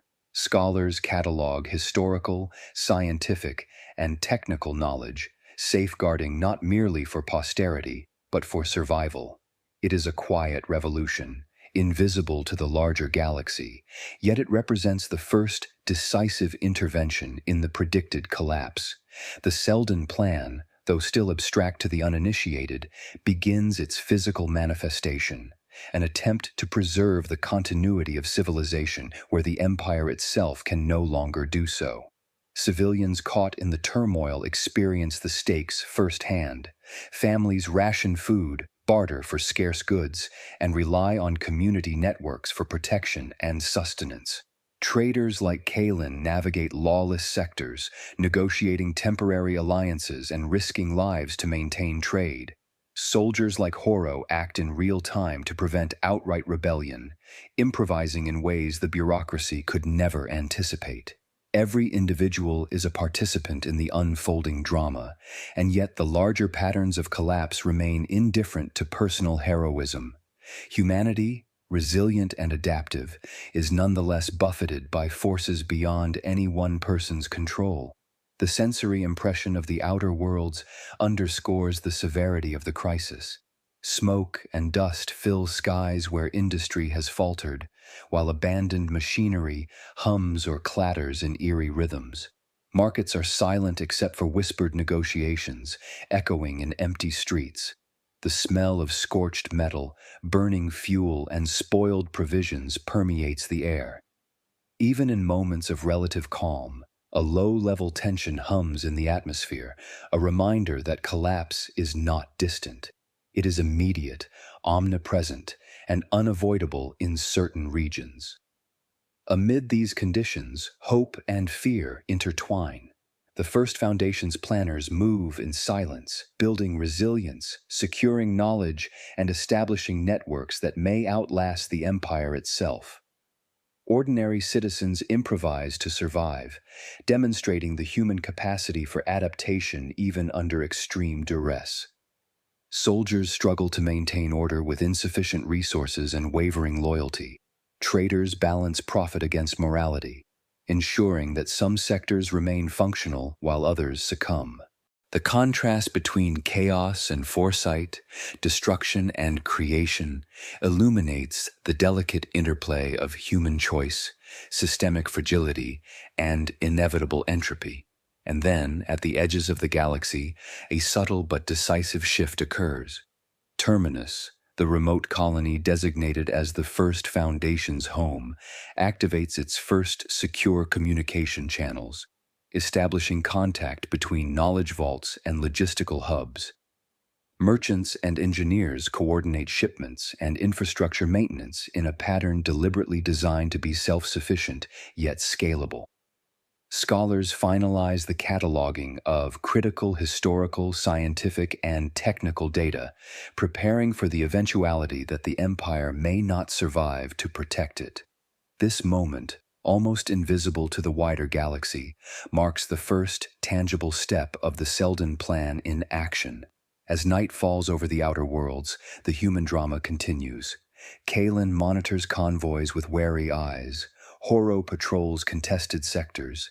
Families hide and ration supplies, and whispers of rebellion continue to spread. Yet beneath the surface, the first foundation moves deliberately, quietly establishing the scaffolding for the galaxy's future. The edge of collapse has arrived, and with it, the first calculated glimmers of salvation. In the shadows of chaos, a new order begins to take shape, guided by foresight, intellect, and the immutable patterns of psychohistory. Trantor, the shining heart of 12 millennia of galactic civilization, had endured centuries of strain, yet nothing in history could fully prepare its inhabitants for the day it fell. From orbit, the planet still gleamed, a mosaic of spires, domes, and streets as intricate as clockwork. But beneath that veneer of perfection, the machinery of government groaned. Departments that had coordinated trillions of human interactions now churned into paralysis. Orders conflicted, communications failed, and fleets dispatched to quell disturbances either arrived late or never at all. The bureaucracy, once the empire's lifeblood, had become a labyrinthine trap, incapable of adaptation, and worse, blind to the magnitude of the crisis it sought to control. In the core, senators huddled in grand chambers, scrolls and digital reports scattered before them. They debated endlessly, voices overlapping, each argument more abstract than actionable. Amid their deliberations, outer worlds rebelled, fleets faltered, and supply chains crumbled. Time, once a linear resource measured with precision, became elastic and cruel. The city's administrators realized too late that no single system, no matter how refined, could sustain an empire spread across millions of worlds while its internal cohesion eroded. Trantor's very foundations, both physical and political, were straining under the weight of accumulated complexity. Historical analogues echo through the corridors of memory. Rome, at the height of its reach, suffered from overstretched legions, corrupt magistrates, and delayed communication. Byzantium, too, endured centuries of brilliant engineering, intricate administration, and culture only to falter under internal decay and external pressure. The British Empire of old eventually crumbled under economic overextension and political overreach. Trantor mirrored these patterns, amplified across a million worlds. Human ambition, combined with the illusion of perfection, had created a structure so vast that failure in one part triggered cascading breakdowns across the whole. Fleets, once symbols of omnipotence, became ineffective extensions of a broken chain. Patrols arriving late to rebellious sectors found resistance organized and prepared. Supply convoys stalled in orbital traffic, redirected by bureaucrats unaware of ground realities. Critical infrastructure, from water purification grids to energy relays, faltered as maintenance crews were delayed, mismanaged, or absent entirely. Each delay compounded the next, creating a feedback loop of failure that threatened every level of society. Trantor, the Eternal City, was becoming a trap of its own design, a place where brilliance turned lethal through inertia. On the surface, the consequences were immediate and devastating. Districts that had once functioned like living cells of a single organism now operated independently, often in opposition. Traffic grids jammed, communication hubs collapsed, and civic services ceased functioning. Hospitals faced shortages of medicines and staff. Factories ground to a halt as engineers abandoned overstrained machinery. Energy relays flickered, plunging sectors into darkness. Citizens who had grown accustomed to the stability and predictability of Trantor's systems faced chaos for the first time in generations. Panic spread not through spectacle, but through the subtle erosion of daily life, the unnoticed absence of routine, the faint hum of order giving way to disorder. In the upper tiers, influential leaders faced stark choices. Some attempted to assert authority by issuing sweeping decrees, but these orders often contradicted one another or failed to reach the sectors most in need. Others attempted to negotiate with rebellious governors, only to find that time and distance had rendered diplomacy ineffectual. Within the palatial halls, courtiers whispered of failure, betrayal, and the fragility of the system they had long taken for granted. Their confidence, once unassailable, crumbled under the realization that the empire's longevity had created hubris as deadly as any external threat. Meanwhile, the lower tiers of the city told a different story, a visceral one. Streets that had once vibrated with commerce were eerily quiet, punctuated only by the groan of failing machinery and the distant clatter of collapsed infrastructure. Markets lay deserted, shops shuttered, and the hum of automated delivery drones faltered. Residents moved with caution, instinctively avoiding areas where the risk of accident, sabotage, or theft had increased. The city that had once seemed infinite now revealed its fragility in the form of empty corridors, flickering lights, and the distant cries of those caught unprepared by the cascading failures. Even the minds of Trantor's scholars and administrators, trained to process vast quantities of information, proved insufficient. Algorithms designed to predict and correct systemic failures could not account for the simultaneous collapse of multiple sectors. Clerks, engineers, and military officers tried to improvise, but the scale was overwhelming. Knowledge, stored in archives and databases, remained largely intact, yet the capacity to act upon it, to coordinate, to repair, to adapt, was effectively paralyzed. The difference between knowing and doing became lethal. Across the city, subtle signals of collapse multiplied. Communication relays went dark, transport grids failed, supply convoys vanished without trace.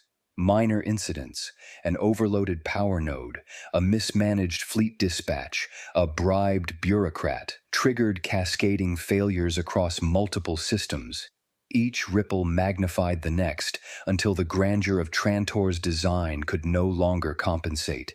The Empire's core, its beating heart of administration, faltered not because of attack or invasion, but because it could not reconcile the cumulative effects of human error, mismanagement, and structural overreach. From orbit, observers could see the contrast between appearance and reality.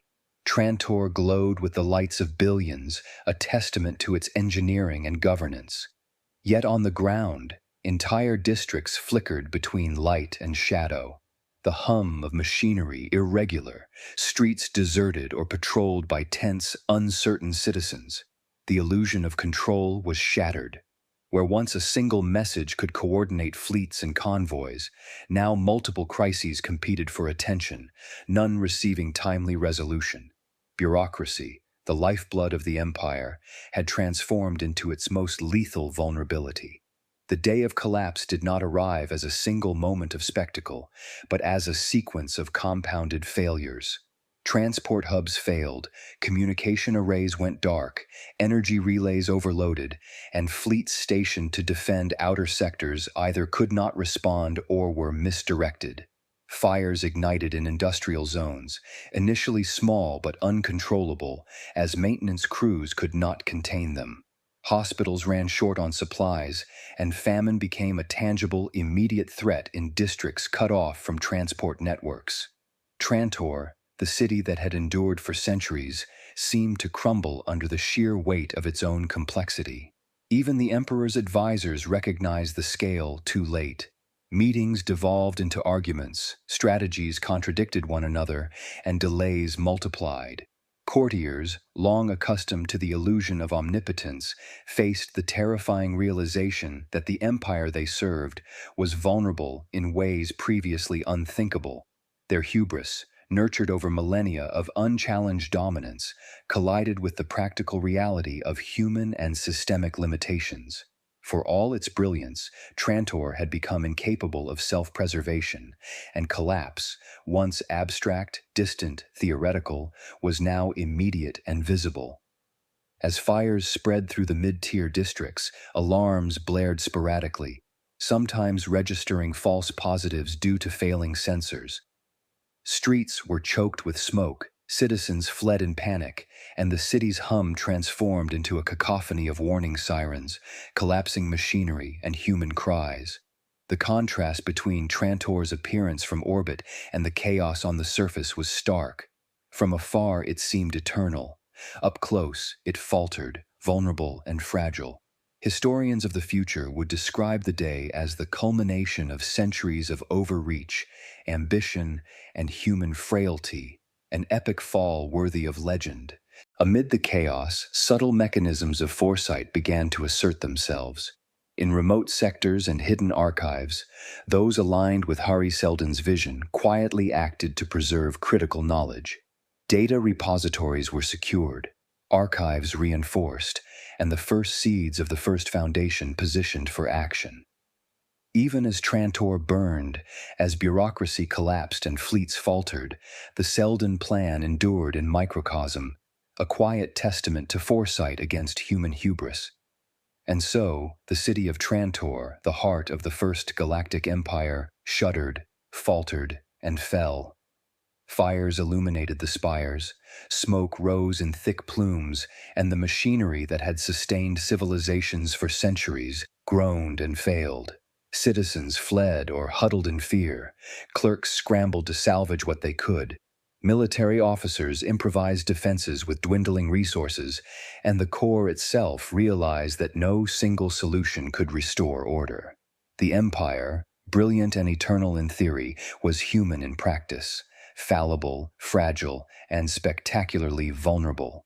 The galaxy would never forget this day, not in memory alone, but in the cascading consequences that rippled across the stars.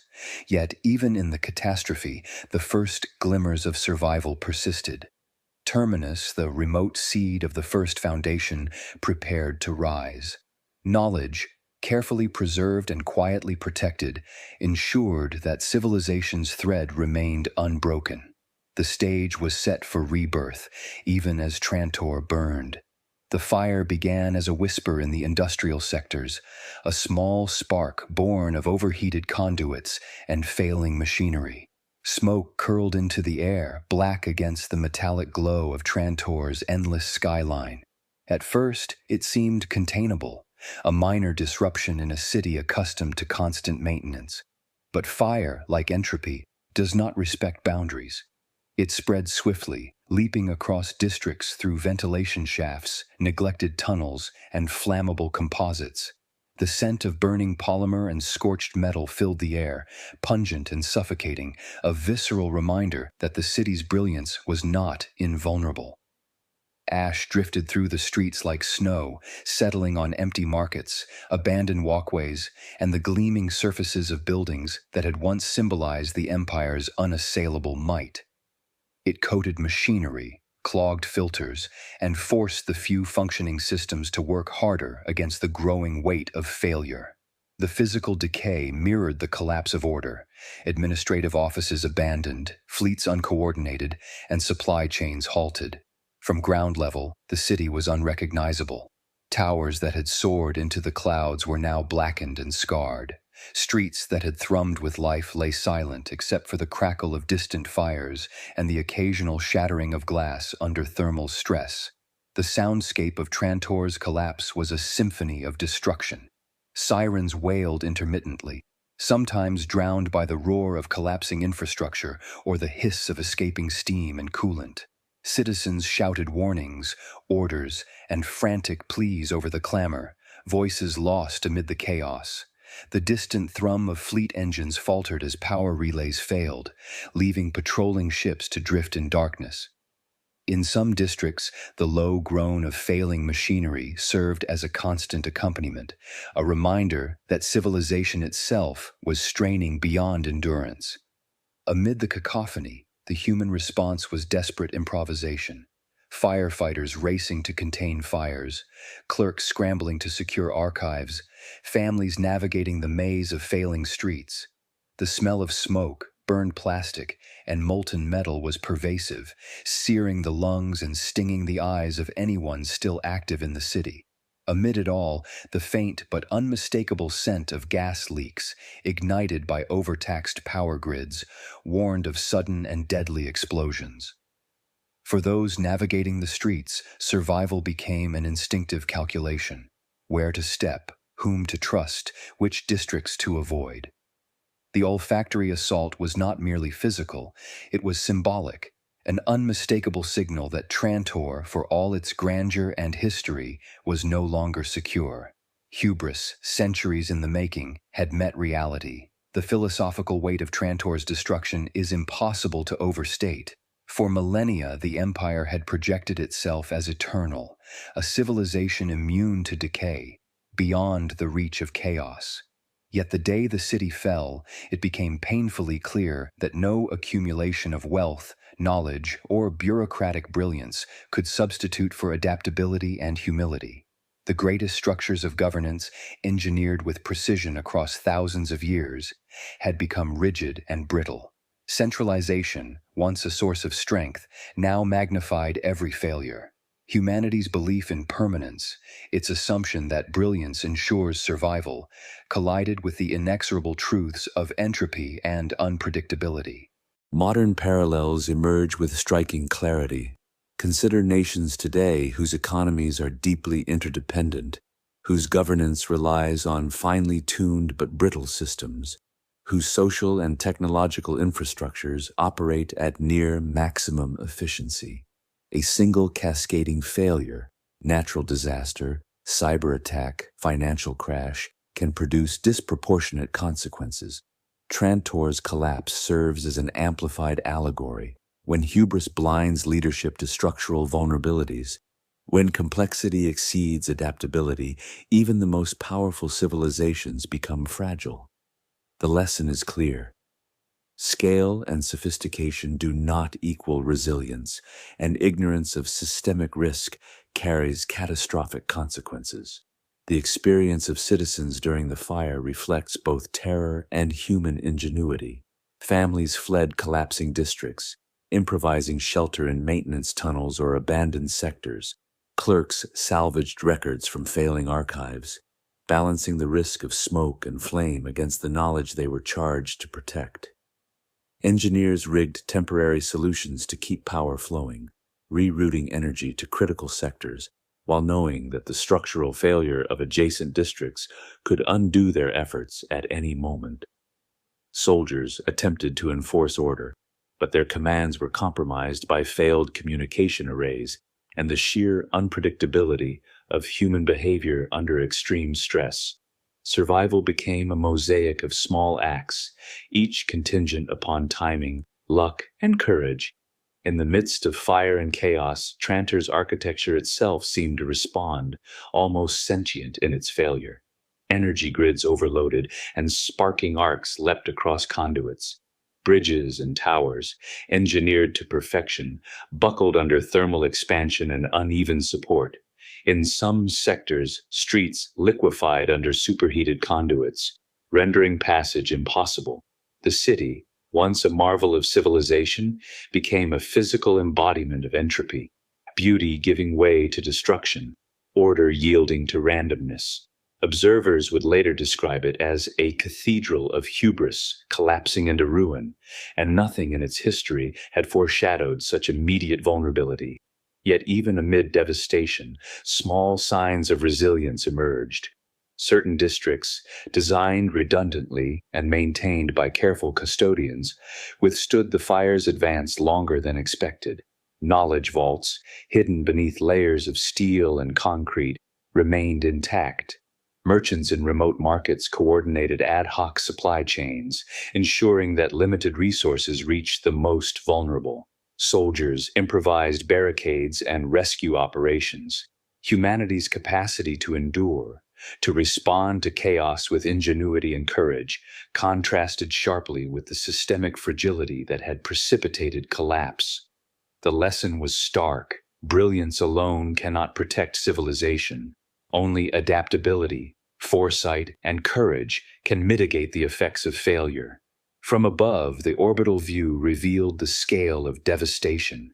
Plumes of smoke twisted skyward, flames reflected across reflective domes, and sectors of the city glowed ominously in the evening light.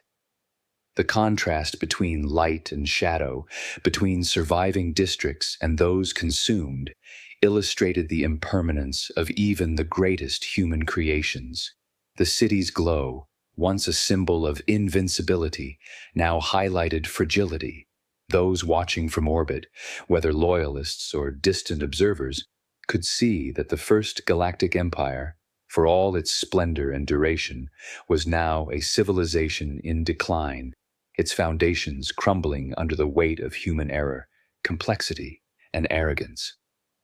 The fire, ash, and sensory chaos underscore a philosophical truth. Hubris is both invisible and lethal until confronted with reality. Societies that assume permanence, that over-centralize, that ignore structural fragility, invite catastrophe. Trantor's fall illustrates this vividly. The city, designed to house trillions of inhabitants in meticulously ordered harmony, could not survive the inevitable collision of entropy, mismanagement, and human limitation. Modern parallels are unavoidable. Any complex society today, reliant on intricate systems, remains vulnerable to cascading failure if foresight and adaptability are ignored. Amid the inferno, the first glimmers of hope and foresight persisted. The first foundation, remote and protected, continued to implement Seldon's plan. Knowledge vaults were reinforced, critical resources safeguarded, and communication lines quietly established. While Trantor burned and bureaucracy failed, the plan endured, guided by foresight rather than authority, by preparation rather than hubris. It was a quiet testament that while empires may fall, human ingenuity, properly applied, can preserve the seeds of renewal. By nightfall, the fires had consumed vast swaths of the city. Streets were impassable, districts isolated, and smoke rose in thick clouds that obscured the once familiar skyline. Citizens huddled in tunnels or collapsed structures, soldiers patrolled desperately, and the few functioning fleets hovered uncertainly above. Yet beneath this visible chaos, the invisible machinery of the first foundation moved.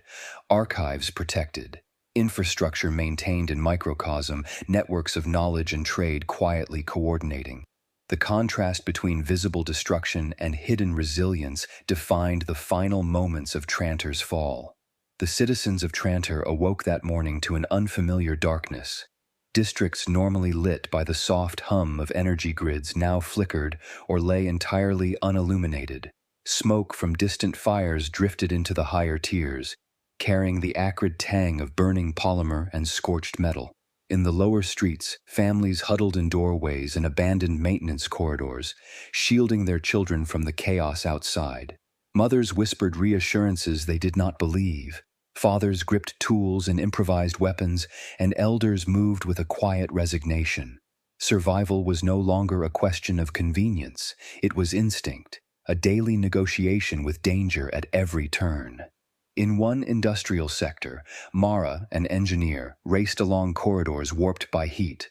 Sparks flew from overloaded conduits, illuminating her determined face as she worked to stabilize a critical energy hub. Her hands were blackened with grime and burns, her movements precise despite fatigue and fear. Each successful connection was a temporary victory, each failure a potential death sentence. She could hear the distant groan of collapsing structures, the wail of sirens, and the panicked shouting of citizens navigating streets rendered unfamiliar by smoke and flame. Mara's struggle was not heroic in the epic sense. It was survival, improvisation, and courage compressed into every heartbeat. Traders like Kalen experienced the fall of Trantor differently, but no less acutely. Shipping manifests were useless, convoys stalled or were destroyed, and communication with distant sectors had fractured. Kalen organized ad hoc convoys, diverting resources to sectors under imminent threat. Each decision balanced moral responsibility with the brutal realities of scarcity. Food could feed hundreds or be redirected to protect the survival of the few who could maintain trade infrastructure. Every choice carried consequences measured in human lives, and Kalen felt the weight of the collapsing empire on his shoulders.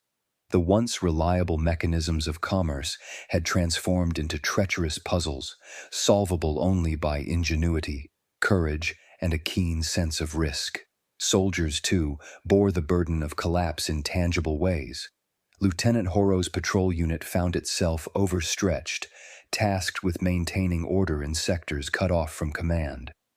Orders were contradictory, often impossible to execute, and communication arrays failed repeatedly. Rebels and opportunistic gangs tested the limits of authority, and Horo had to improvise on the spot. He deployed his men strategically, often choosing between confronting immediate threats or preserving forces for larger, unseen crises. In the streets below, citizens both relied on and feared his presence. His decisions could protect some while inadvertently exposing others. The moral calculus of leadership had never been more immediate or lethal. In the high spires, the political elite confronted collapse in abstract terms, yet with real consequences. Senators and administrators debated endlessly, issuing contradictory commands while outside the core. Districts burned. Their palaces, designed as symbols of permanence, became gilded cages as communication failed. Staff abandoned posts, and advisors quarreled over responsibility. The once assumed authority of office offered no protection from fire, famine, or rebellion. Hubris, nurtured over millennia, collided violently with reality. The fall of Trantor was not only physical, it was philosophical, a lesson in the limits of centralized control and the human illusion of omnipotence. Amid the chaos, small acts of heroism and resilience emerged. A family guided trapped neighbors through a smoke-filled corridor. Mara stabilized one of the few remaining energy hubs, restoring light to a hospital where children awaited treatment.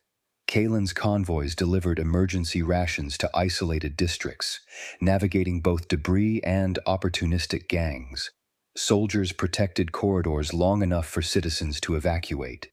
These acts, though modest individually, accumulated to create lifelines for survival. Humanity, even in the face of systemic collapse, exhibited an unyielding capacity to endure. Beneath the surface of Trantor's destruction, the first foundation quietly advanced. On Terminus, the remote colony designated by Hari Seldon's foresight, planners worked under strict secrecy. Knowledge vaults were reinforced with automated defenses, critical texts cataloged and secured, and communication links established with strategic nodes in the surrounding sectors. Scholars, engineers, and administrators coordinated in a pattern designed to survive the Empire's collapse, ensuring that essential knowledge and infrastructure would endure. This quiet but deliberate organization contrasted sharply with the chaos on Trantor, demonstrating foresight, adaptability, and the power of preparation. Traders and technicians connected to the First Foundation acted with precision, preserving supply lines that others believed lost. Kalen's counterparts in Terminus coordinated shipments of food, technical components, and energy resources, ensuring continuity where the Empire could not. Each act reinforced the plan, knowledge preserved, civilization scaffolded, and essential human capacities safeguarded for a future when the galaxy would be ready to rise again. The Foundation's emergence was invisible to most, yet it represented a turning point, the first tangible evidence that collapse could be mitigated, that foresight could survive hubris. The sensory experience on the streets of Trantor was harrowing. Fire roared in industrial sectors. Smoke and ash filled every street. The metallic scent of melting conduits hung in the air. Citizens stumbled through the debris, sometimes tripping over fallen machinery or collapsed scaffolding. Soldiers directed traffic and attempted to restore order, their voices barely audible over the roar and crackle of destruction. The visual contrast between upper tiers, where some light and order remained, and lower districts, where chaos reigned, underscored the fragility of even the most advanced civilization. Humanity endured through improvisation, adaptability, and courage, yet the scale of collapse dwarfed individual effort. In private homes and clandestine workshops, knowledge keepers worked silently. Scholars cataloged, encoded, and transported critical archives to secure locations. Engineers stabilized failing energy relays and water purification systems long enough to prevent immediate catastrophe. Traders ensured that essential goods reached sectors too far from the core to be protected by failing fleets. These microcosms of action represented the first stirrings of the Seldon Plan in practice, a deliberate, strategic counterpoint to the widespread chaos consuming Trantor. While the core burned, the plan endured, proving that foresight and preparation could mitigate collapse even when the mightiest empire faltered. The human cost of Trantor's fall was staggering. Thousands perished in fires, building collapses, and mismanaged evacuations. Millions more were displaced, their lives irreversibly altered. Yet amidst tragedy, human ingenuity, courage, and compassion manifested in countless small acts. Families protected one another. Traders redistributed scarce resources, soldiers risked themselves to preserve life, and knowledge keepers ensured that civilization's most vital information would survive. The narrative of collapse, then, was intertwined with the narrative of survival. Humanity's resilience, though tested to the extreme, endured where hubris and overreach had failed. As Trantor smoldered and the empire faltered, the first foundations of a new civilization quietly took root. On Terminus, the vaults glimmered with stored knowledge, workshops hummed with activity, supply lines held, scholars and planners coordinated in secrecy. Across the galaxy, small acts of preservation, improvisation, and foresight mirrored these efforts. The contrast between collapse and preparation highlighted the inevitability of cycles. Empires may fall, but knowledge, courage, and foresight can preserve civilization itself.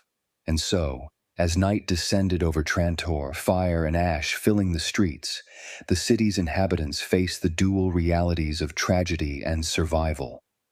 Lives were lost, infrastructure destroyed, and the empire irrevocably weakened.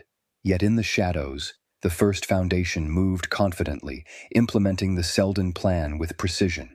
Civilization's thread, stretched thin but unbroken, persisted beyond the collapse of the world that had once symbolized eternity. Flames devoured the core.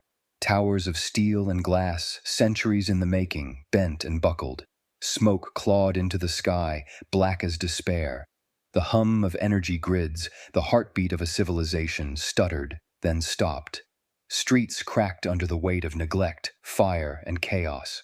Trantor, the city that had been home to trillions, was dying before their eyes. Citizens ran blindly through smoke-choked corridors, families clinging together as fire leapt unpredictably. Children cried. Parents shouted instructions they could not enforce. Soldiers attempted to hold order, but their commands were drowned in the roar of destruction. Panic was the air they breathed, adrenaline their only shield. Every decision carried the weight of life or death. Every step was a gamble.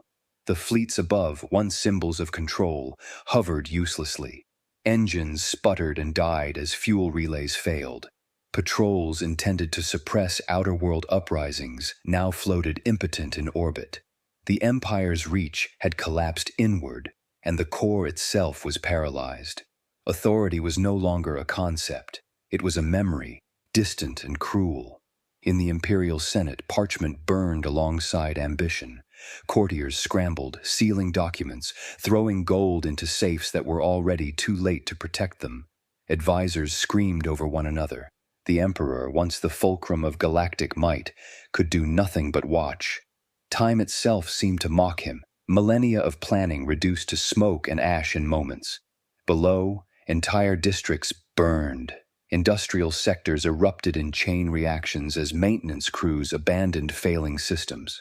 Marketplaces, the veins of trade, collapsed into rubble. Water lines burst, energy conduits exploded. Humanity clung to survival in pockets, improvising with courage born of necessity. Every small victory, saving a family, redirecting a convoy, stabilizing a relay, felt miraculous against the tide of annihilation. Yet even as the empire died, life persisted in subtle, determined ways. Hidden archives in remote districts survived. Knowledge vaults in Terminus, the first foundation, glimmered with continuity.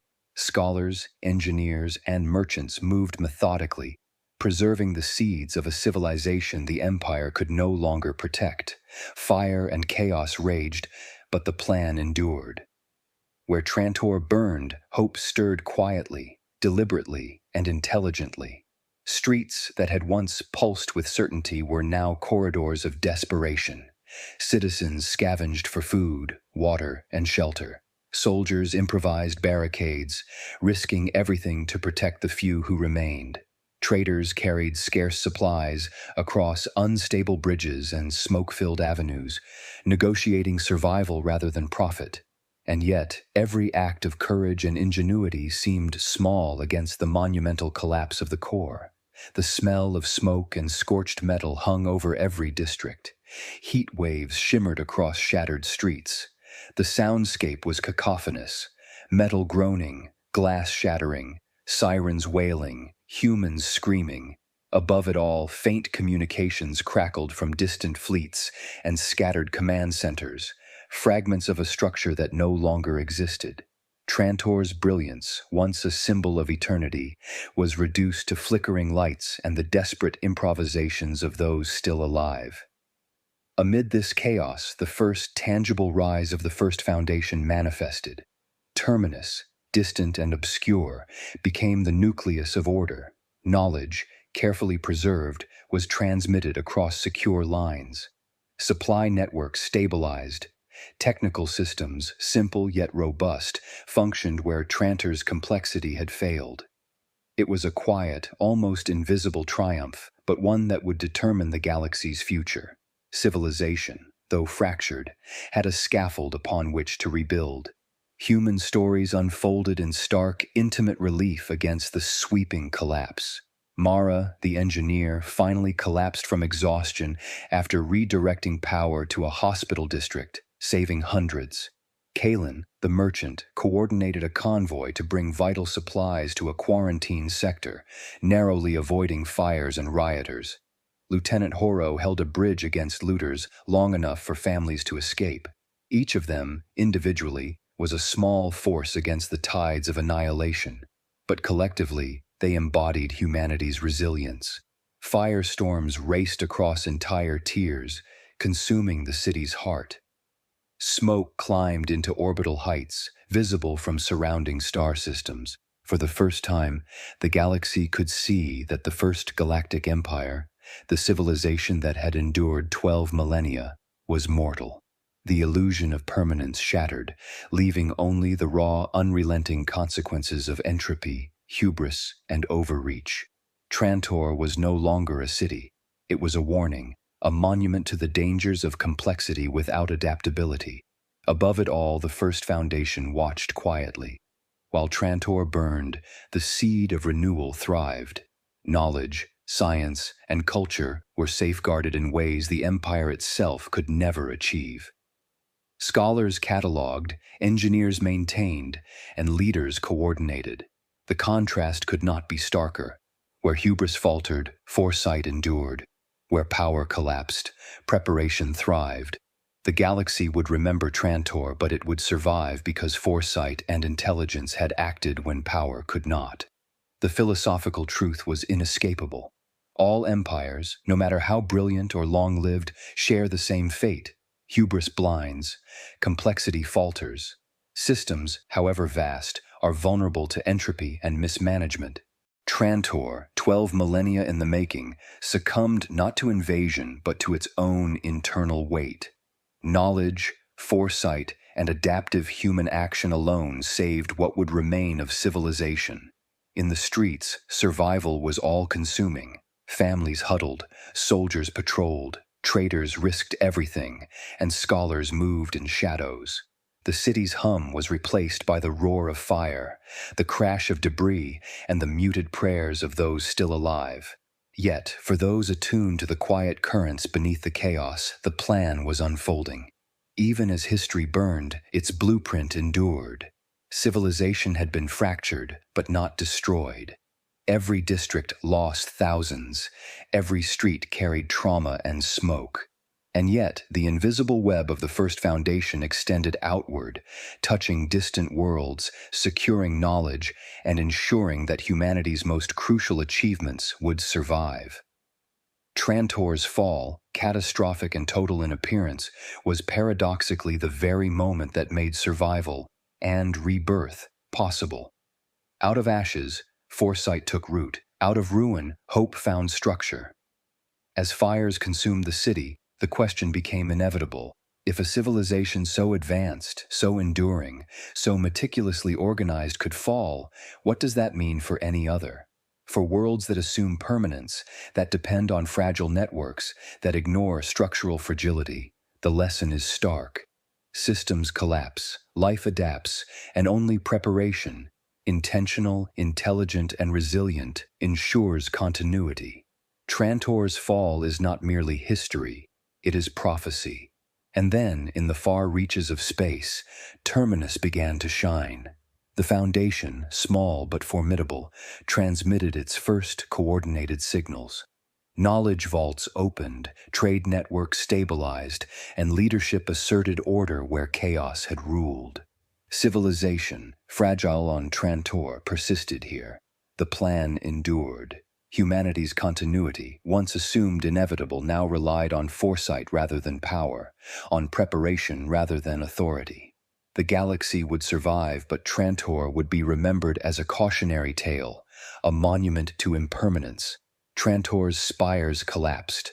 Fires consumed archives, homes, and marketplaces alike. The core fell silent. Fleets drifted in darkness. Smoke and ash choked streets and sky. And yet, beyond the reach of destruction, a new order rose. Quietly, deliberately, the first foundation positioned itself to inherit not territory, but civilization itself.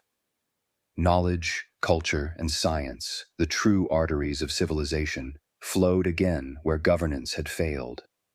And so, in the last moments of Trantor, as the empire died amid fire and ruin, a seed of hope persisted. Humanity, fractured but alive, had survived because foresight acted when power could not. Where destruction reigned, wisdom endured. Where collapse seemed absolute, preparation ensured continuity. The city that had once symbolized eternity now stood as a warning. Brilliance alone is not enough. Only foresight, courage, and intelligent action preserve life across millennia. The galaxy watched in silence. The empire was no more. Yet life, civilization, and hope persisted, beginning quietly, deliberately, beyond the reach of fire and chaos. The first foundation, once an abstract plan, had become reality. From ruin, renewal was born. From collapse, continuity emerged. The lesson, stark and unyielding, was written in fire and ash. No civilization, however vast or enduring, is immortal. If every empire must fall, can even our own world escape the same fate?